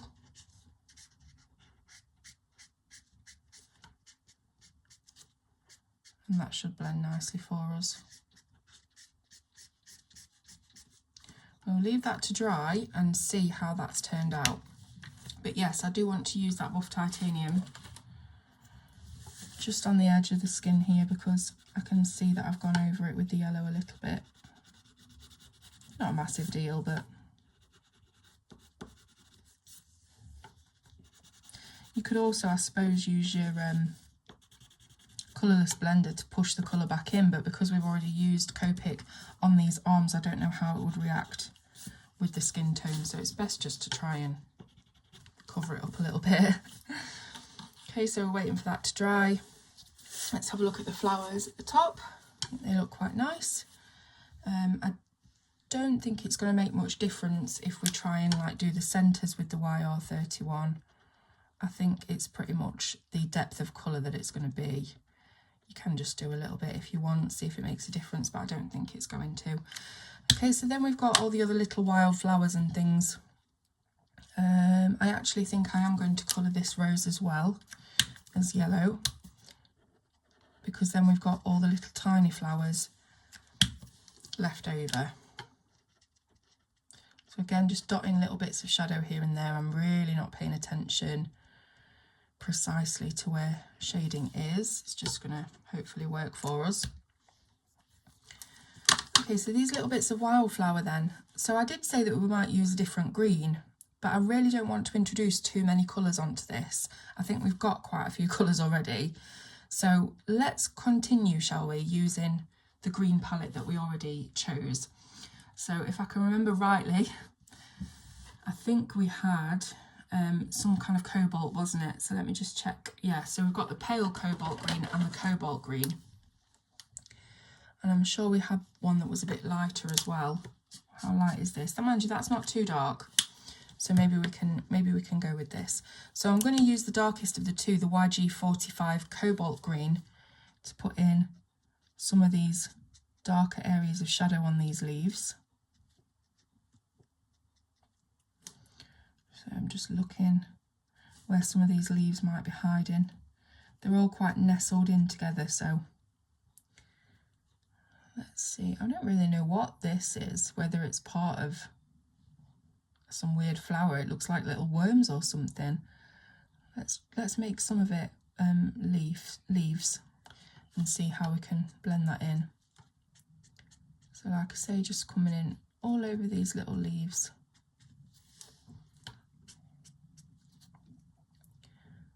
Let's do a few more little bits in between. If there's any gaps or anything like that, you can fill that in. Then we've got this YG41 pale cobalt green.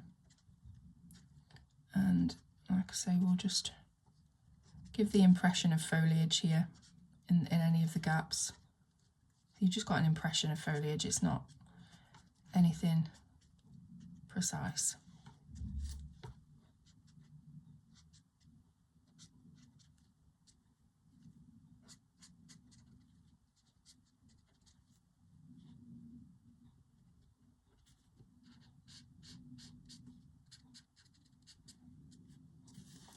So because these two colours are perfect family blends, you might find that this has diluted the strength of the darker colour a little bit. So if you do want to go back in with your YG45 and just put a slight bit more shadow here and there, don't go mad with it, because we don't want it to be too dark. But just a slight bit of that shadow here and there, we can do that. I've forgotten that lighter bit there completely.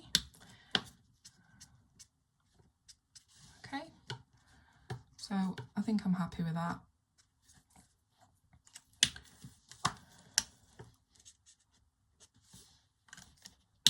Right, so what do we do about all of the other little bits and bobs? How do we colour those?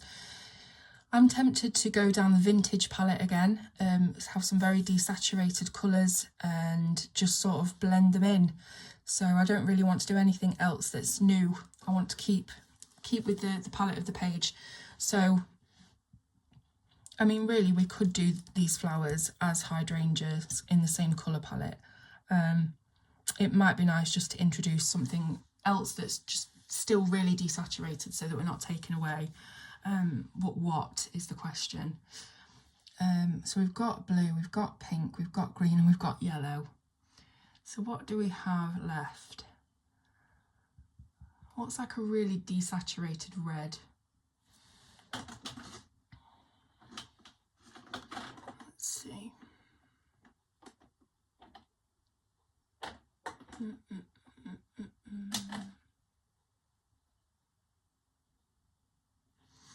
It's very difficult with reds because they're so bright. Oh, that's not too bad. This one's called Current R56. Quite a lot of grey in that, and I don't think it's going to take away from our palette. I'm excited to have found that one. So I think it's going to blend in. That maybe should have been a yellow one, but hey ho. So let's just colour in these with the Current.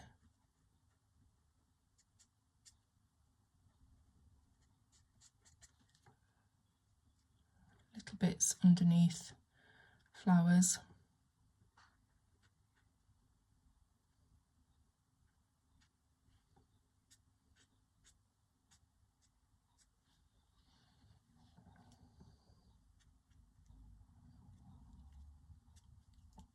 So if there are any little gaps and you're not sure what's what, like these little wormy things here, we can use that to fill in those gaps, and it'll look quite nice to the eye. Not sure what that whole patch of flower is, but maybe these can have some stems of this colour as well.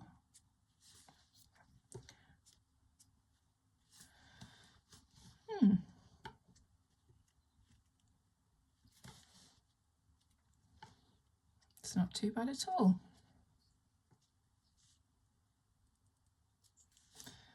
Okay, so I think I'll just put a little bit of the YR31 in the centres of these.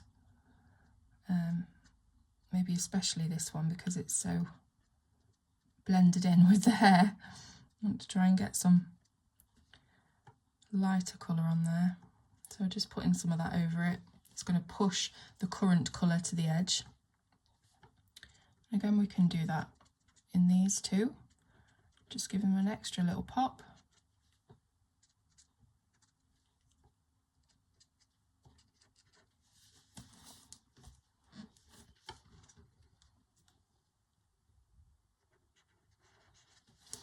And of course, you know, if there's any areas that you're not happy with, what do? We use the white gel pen to give us a nice little bit of magic.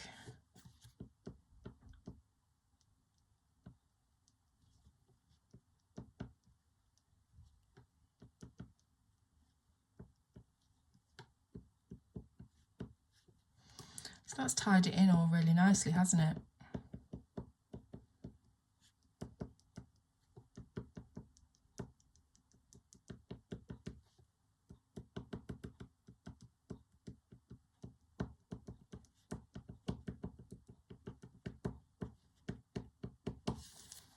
Beautiful. Might just put a slight bit of this very light green YG41 in the centres of some of these yellow flowers.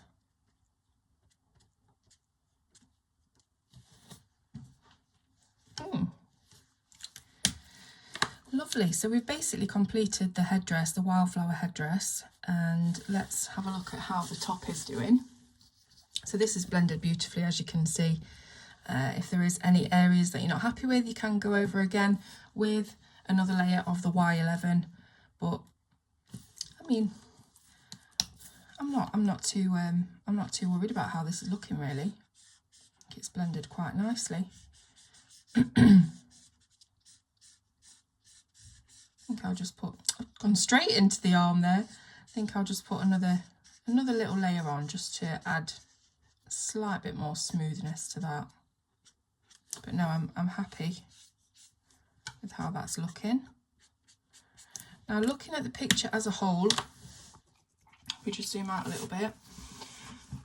I think that this is all really nice and cohesive. I hope you agree. And we've basically done her now. Obviously we've got a little bit of things, a few little things to do, like her nails, which I think we said we were going to do yellow with some little daisies on. So shall we try that? So let's give her some yellow nails.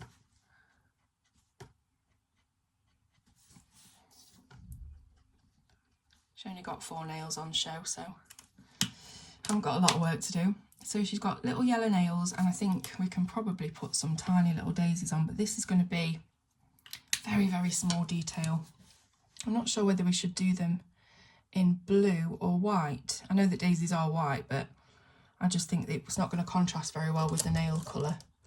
What do we have here? This is a glaze, a blue glaze gel pen. Let's have a look. That might be nice because it's quite pale. So if we just do some little petals. I don't know if you can even see this, let me zoom you in. So just do some little petals as if she's got some nail transfers on or something.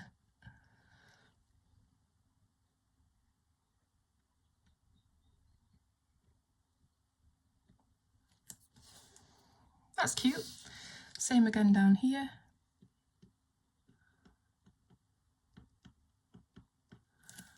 And then we can probably put a little bit of white in the centre. Oh yeah.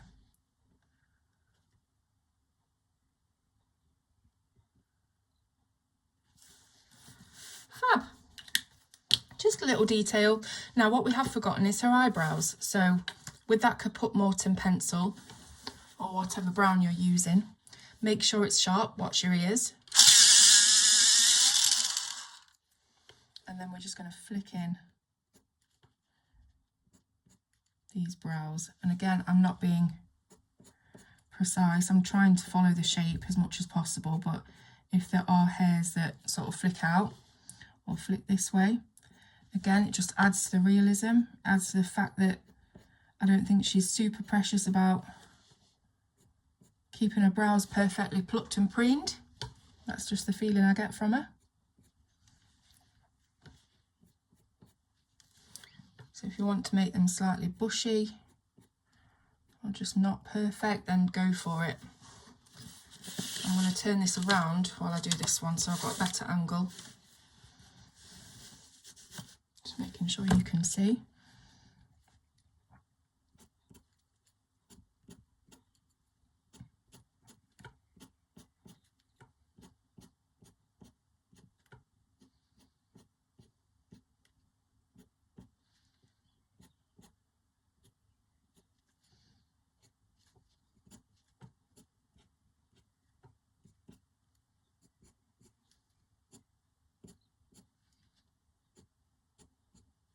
Let's see how that looks from the front. Oh yeah. So we've got some little tiny hairs just at the edge that sort of creep toward the inner bit, which is very natural.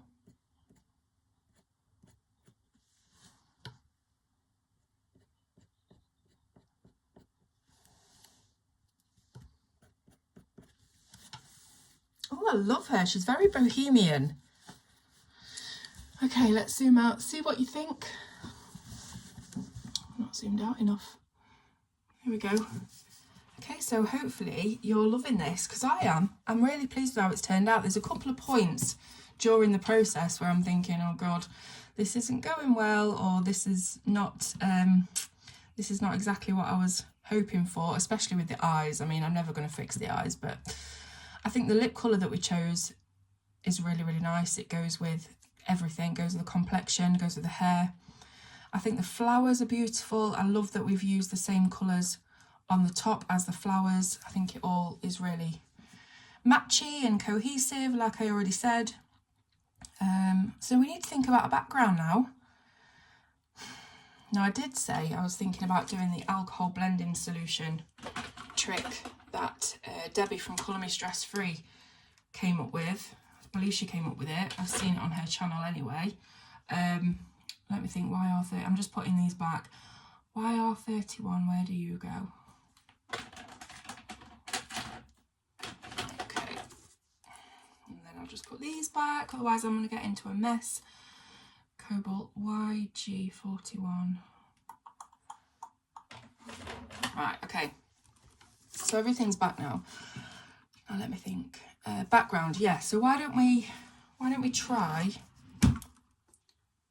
a sample background before we jump in? So let me get some more paper. What I want is something that's a similar stock to this. I don't think I've got any more of that paper left. This is a manga paper. It's a Bristol board and it's quite smooth, and this is really smooth. So hopefully we should have a very similar effect. So let's give this a go first. I'm going to use the board. Okay, so what Debbie did was she took some colours of alcohol marker first of all. And I don't know how she chose the colours, I can't remember, but obviously we want to choose colours that really, you know, set off our picture. So, I don't know, would she be in like a meadow type setting, do you think? Should we do some greens and yellows, just to keep it all within? Let's give it a go. So, let's try some of this cobalt green that I've just put away. Let's see. So I think what Debbie did was she scribbled on some alcohol marker in sort of different patterns, a bit like camouflage. So a bit like this. I'm trying not to make it too precise where I put the colours. So I think she did something like this and then filled it in with another colour. So say for example, what did we use? What colour did we use? It was pale yellow, wasn't it? So let me find pale yellow. There we go, Y11. So I don't know how, these should go, you know, these should blend really nicely together. Nice pale green, nice pale yellow. So I think this is what she did. Lots of ink all over the shop. So we do something like this, and then we get alcohol blending solution, which is this. So you can get this off Amazon, you know, you can get it from anywhere really. It's alcohol blending solution and it's used to lighten, blend and remove alcohol ink. Now what Debbie did was, rather than squeeze, because we've got this really precise nozzle, instead of squeezing and getting a whole blur of this stuff, we're just going to tap it on the page without squeezing the bottle at all. And we're going to tap it here and there. And you'll see that a fair amount already comes out on its own without you having to squeeze it. So if we keep to sort of individual circles where we're putting this down, and maybe just concentrate on the areas of, you know, the lines where these are, the edge lines. How will this work? I'm really trying to get rid of the initial sort, oh, that was a big one. Get rid of the initial tortoise pattern that we put down. I think maybe these colours are just a bit too far apart. Oh gosh, see how fast it comes out. Yeah, I think these are maybe just too far apart, and we need a middle colour on there. Because I can't see that that's going to give the effect that Debbie demonstrated. So let me think. Where did I put that colour? Right, so we've got our cobalt green. Let's do a smaller area down here. Bit cobalt green again.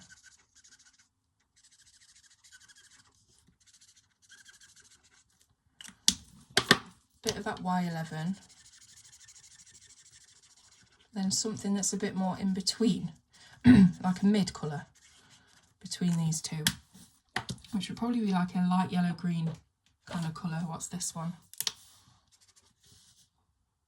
That might work. That's YGO3. It's a little bit brighter, but it might help. So if we just put that all over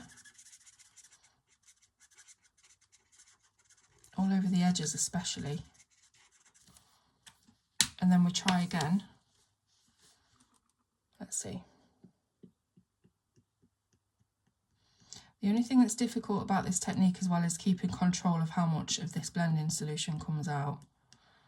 Because if it does start to bleed and radiate towards your picture, you're screwed really. It comes out so fast. So how does this look? See how much come out just then?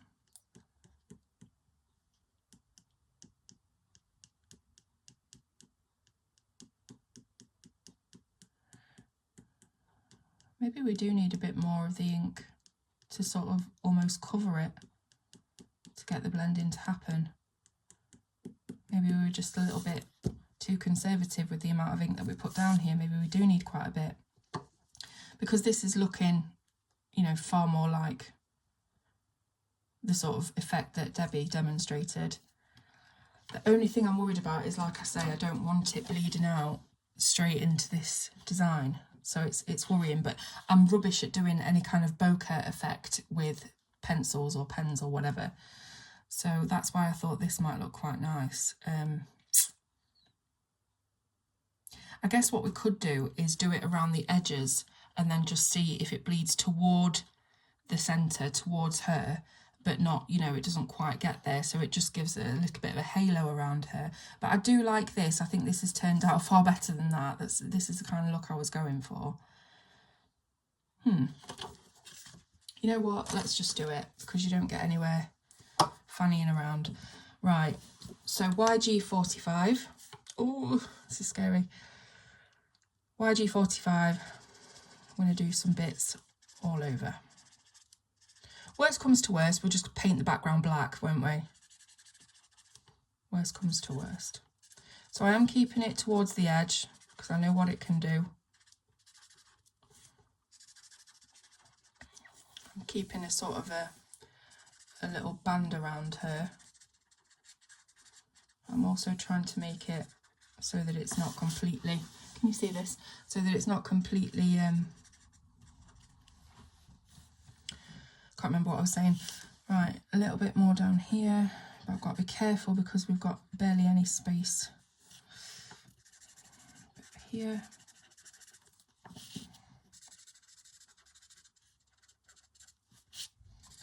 I'm trying to keep it so that we've got as random a pattern as possible, but it's not easy when you're constantly thinking about where you can put colour. Let's just do some longer pieces and things here.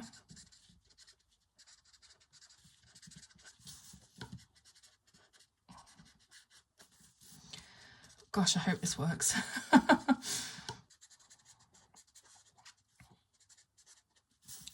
You've got to experiment though, otherwise you'll never know how things are going to turn out. Alright, so I'm going to say that that's the closest I want to get to her because of what you've seen happens. Next up we had the YG03. I'm just thinking, should I put that down now or should I do that after the Y11? I don't think it's going to make an awful lot of difference, is it? Let's just do the Y11 first because we did it first last time.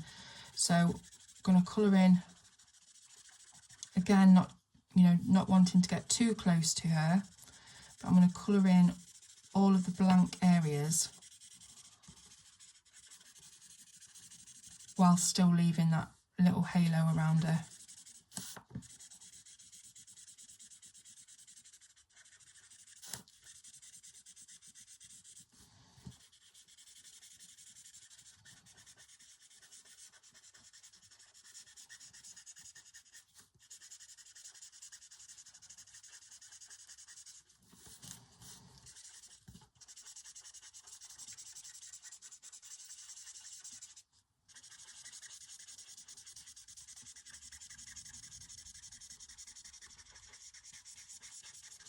So if this goes wrong, we can all blame Debbie.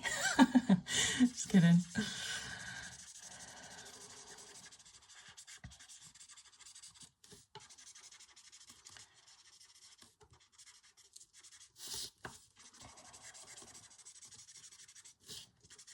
The great thing is, though, about experimenting is if it does go wrong, you can see someone else do it wrong. You know what I mean? Without you having to ruin your work. But again, is it ruined? Can you class it as a ruin if you're experimenting? And if you just you know, take that little bit of control away and just think, right, I'm just going to go with it and see what happens. And if it fails, it fails. It's very difficult, especially for someone like me, to do that, because I always want everything to look perfect, and it's a lot of hard work to try and come out of that mindset. Right, so we've filled in all the white bits. Now we can go in with our mid colour, which is the YG03 yellow green, and just go around the edges of this darker green, and hopefully that should help it all blend in.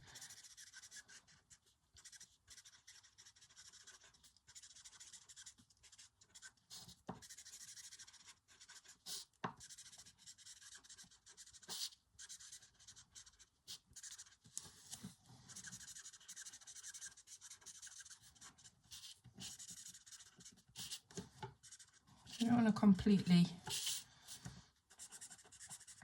get rid of our yellow. It's difficult in these bottom areas because we have hardly any space. But just going around the edges of the green, really, just to act as that transitional colour between the two. I think that will help. Let's have a look at the other piece that's drying now. So yeah, this is a nice, it's almost like a starburst effect, isn't it? Reminds me of kiwi.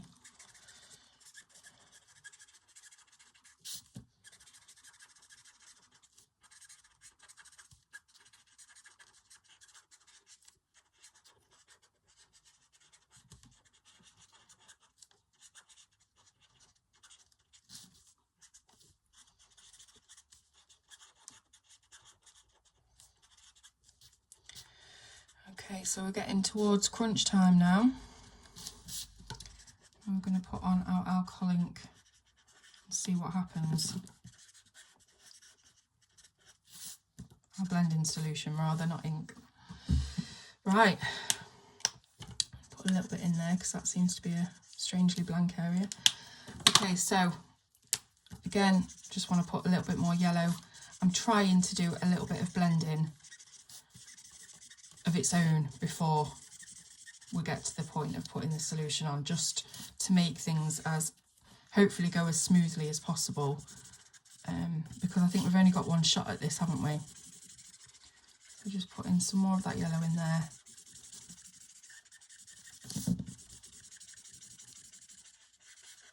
Just over everything. Okay, I think I've put it off long enough. Let's add the blending solution. Right, so fingers crossed. So I'm going to try and stay away from the white that we've left around her as much as possible. And I'm hoping that any spreading that happens like that will be allowed for because of the space that we've left. Okay, so I'm just literally tapping this on.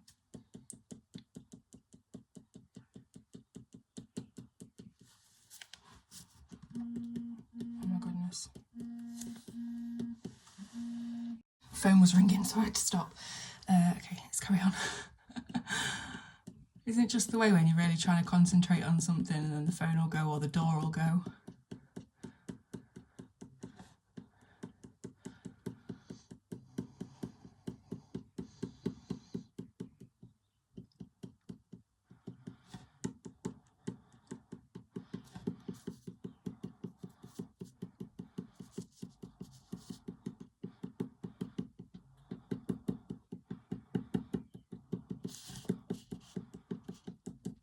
I think if you work quite fast with this and don't give the nozzle too much time to fill up with a lot of solution, it's not as bad. It's not as gushy.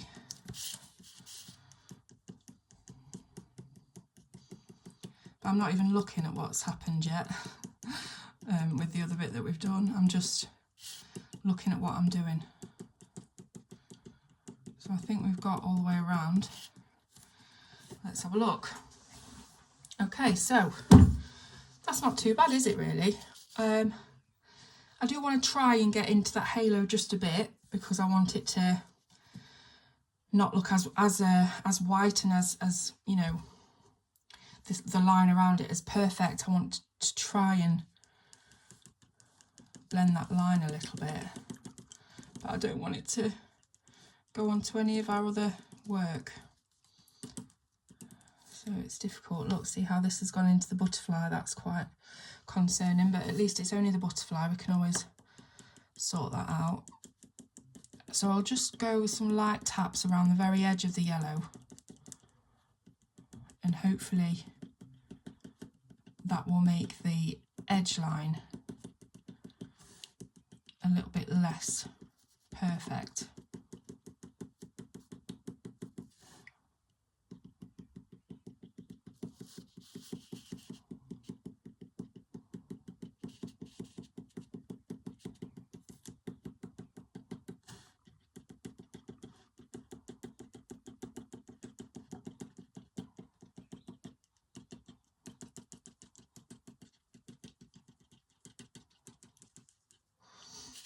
Okay, let's have another look. So obviously it's not dry yet, so it's difficult. Now we can still see quite a lot of that kind of tortoise shell look. We can see where we've scribbled. So I'm thinking maybe we need to put more down to get more of this effect where it's blended a lot more, and we're seeing less of the scribble pattern that we put down. So I'm just going to put a bit more down over the green patches, the dark green patches.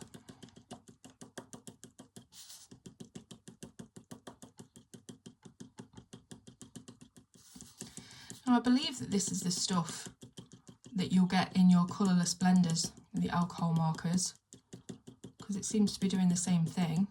So you could fill in or fill up your colourless blender with this, or even an empty marker. And people actually use colourless blender, alcohol blender, for blending pencils as well. Sarah Renee Clark uses it quite a lot, especially on Derwent ink tents, which is something I'd like to try. So I'm putting more down, and you can see that we've got more of a blend happening now. I'm just trying to be super careful around all of our work.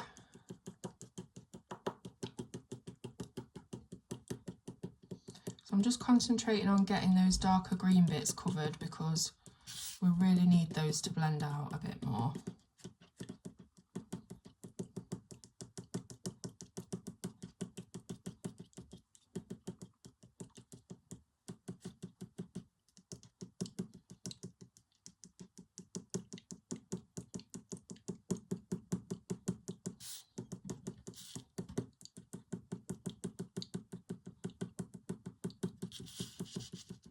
Sorry if this tapping's annoying anybody, or it might be some good ASMR or whatever they call it. I've never understood that, but...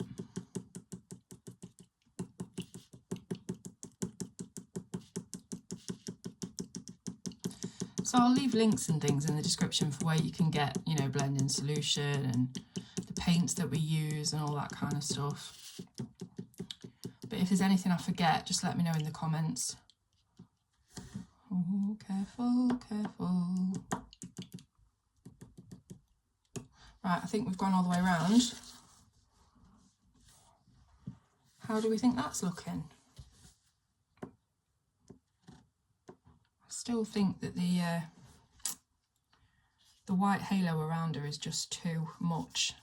I wanted it to come in really close to her, but I just was so scared of it ruining the colour work that we'd done. But I think I was a little bit too conservative.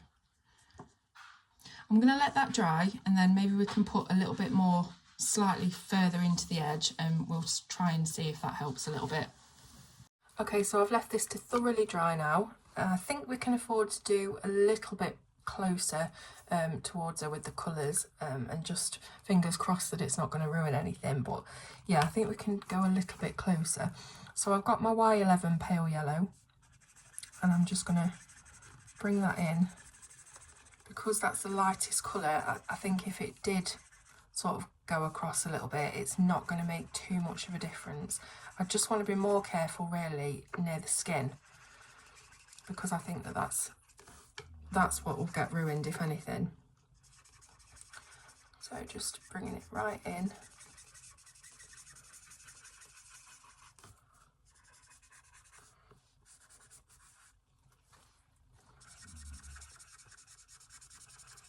Still leaving a little bit of a gap, but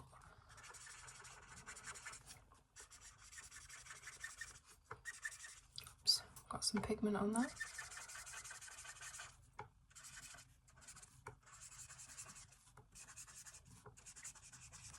Okay, then we've got a little touch of the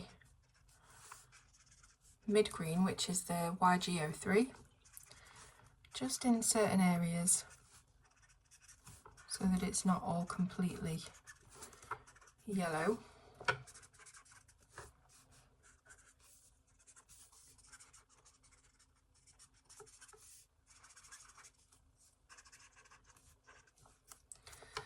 Let's see how that comes out. So let's go on with our blending solution again.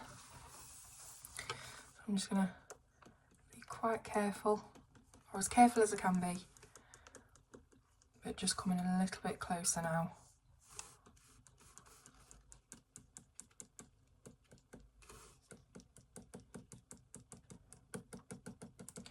When we've got these, you know, green areas, I want to definitely make sure that they're all covered, otherwise we're not going to get the starburst effect.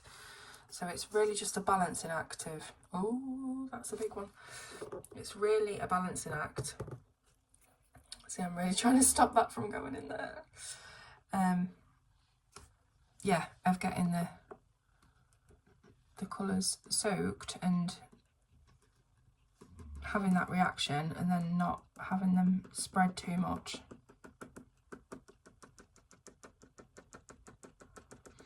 And like I said earlier, I think if you lift your bottle up and give time for that nozzle to fill, that's when you're going to get more of a spreading. So I think if you just keep going quite fast,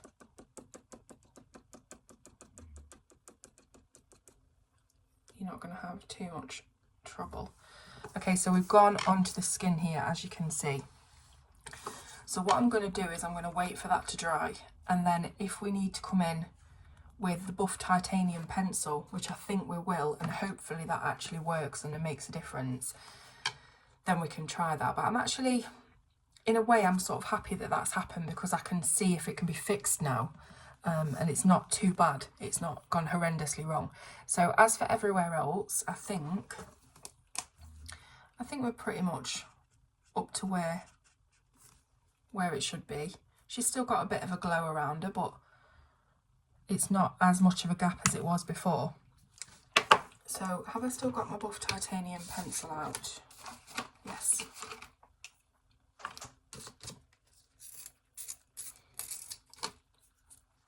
So what I would say is just try and cover this a little bit.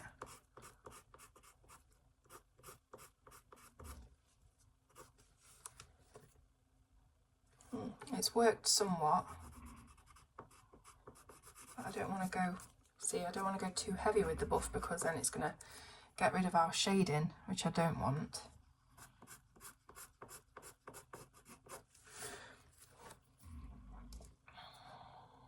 Let me think now, what colours did I use on the skin? I can't remember.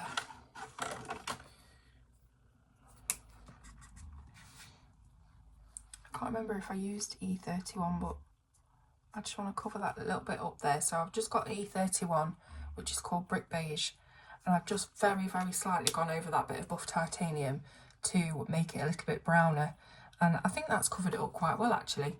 Yeah, you can see it if you know what you're looking for, but if you don't, then it's not obvious. Right, so that is basically our picture done. I've still got the metallic bit to do on here on her necklace. You know, while I was waiting for this to dry, I was messing about with the sample that we did, and I was drawing just little tiny leaves, very quick and silly little leaves and flowers and things, and I thought, I wonder if that might be nice if I did it in a more controlled way, to have these sort of loose pretty little leaf shapes going all the way around. But I'm not convinced with my drawing abilities even at this basic level, so I don't want to ruin it. I definitely don't want to ruin it. So I think we'll keep that as is, without changing anything on it. I just want to put a little bit of dark green over here, because we seem to have got a splooge of pigment from probably the pencil that was in her hair. So I just want to get rid of that if I can, slightly. And I think, apart from the necklace, that's where I'm going to leave it. I'm just putting a little bit of this. See, this is still wet, so I don't know what effect that's going to have.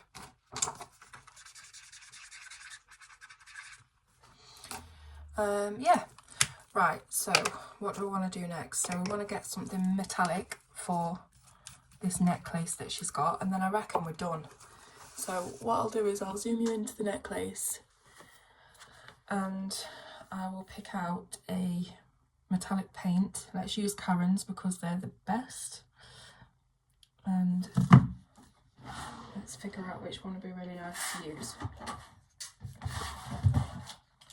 So I've got tons of gold here, tons of different golds. And I think gold is the way to go rather than silver because it keeps in with the warm tones with the greens and stuff like that. And obviously the hair. So if I just pick a gold, my favourite gold is called Golden. So I might use that one, but I'm just having a quick look at the others in case there's something else I'd like to use. I might even go for something a little bit warmer than the Golden. So let me just show you in comparison what that looks like. So this is, what's this one called?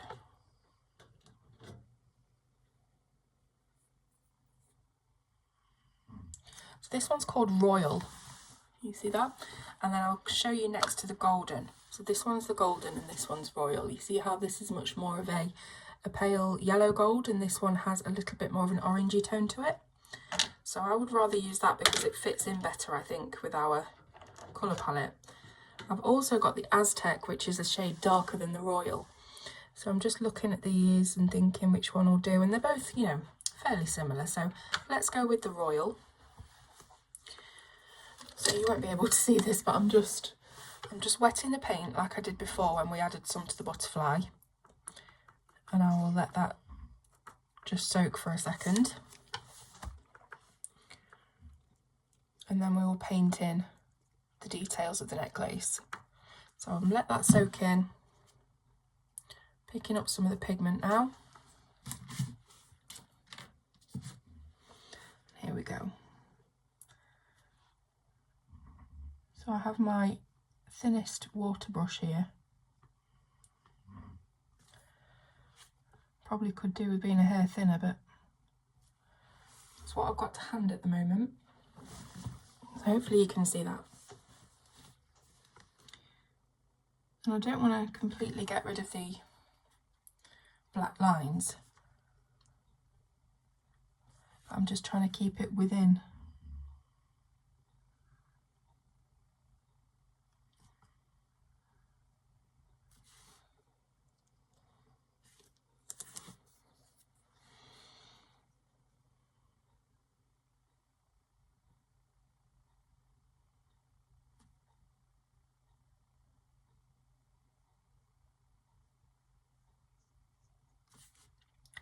I've gone quiet again for the concentration.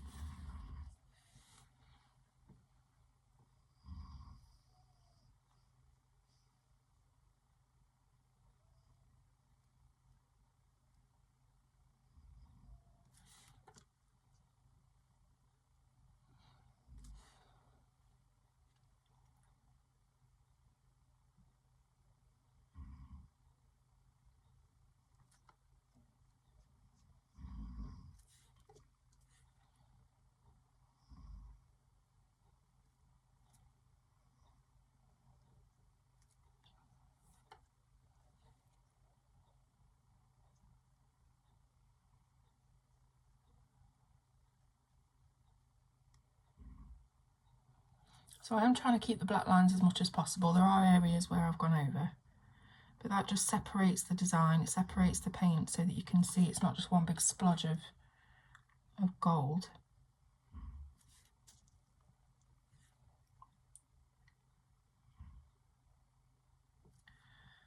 It can be quite difficult. You've really got to hold your breath while you're doing it. Or just use a thinner brush, you know, if you were smart.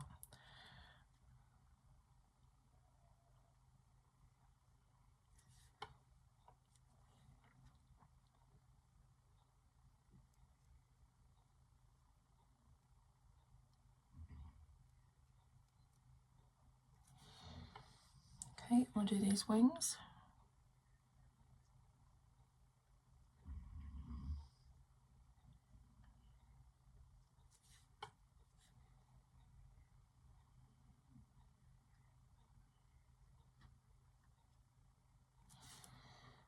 Okay, now I'm thinking, actually there's a little bit here that we've missed. I'm thinking that that centre circle looks like it will probably be some sort of stone. So how about we use one of the colours on the page as the colour of the stone? So we could either use blue or violet or green, really. Just thinking about what ties in better. I would say, how about that lovely currant? Mind you, the blue might look nice. Let's just use the blue. Let me make a decision for once. Okay, so blue, we used, let me think, we used B93, didn't we? Light crockery blue. So if I just give that a little bit of colour there.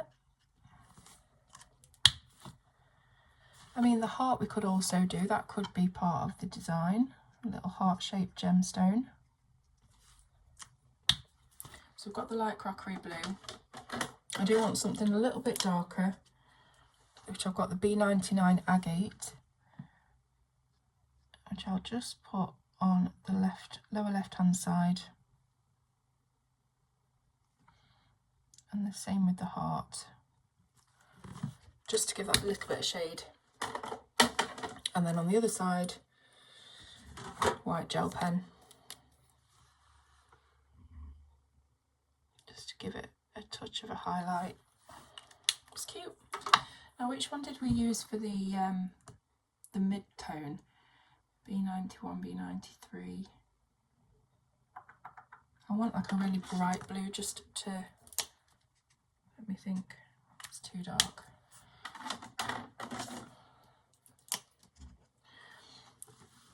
So I've got the B05 here, and I don't know how well this is going to work because we're working in a very limited space indeed. But I just wanted to have something a little bit bluer, a little bit brighter, because I think that's quite dark, but I'm happy with that. Okay, now then, I suppose what we could do is we could add in some of the lines that have disappeared with the paint. So let's see what I've got that I can do that with. Now, I've got this pen here, which is a Pigma Sensei. I think I used that before on the eyes. And I'm not sure whether the paint is fully dry yet, but let's just give it a go. And they're not going to go back to black fully because you've got a bit of paint on them, so that is going to resist a little bit.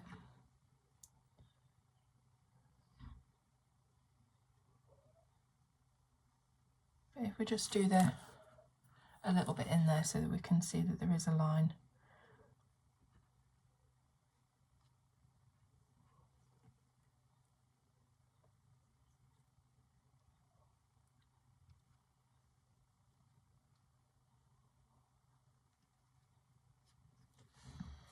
I reckon that'll do. I don't think anybody's going to really fixate on these tiny details.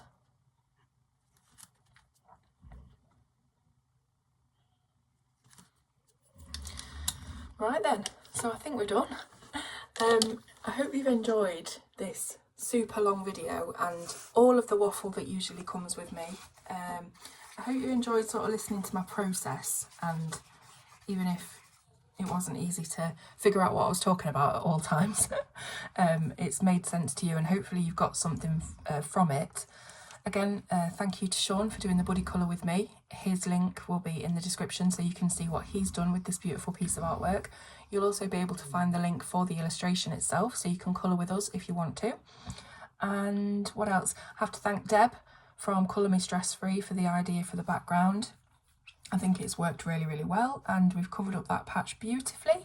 So all I've got left to do now is to just tilt it out of the light, make sure that you're seeing it as it is, and yeah, that's it. Any questions at all, please do let me know.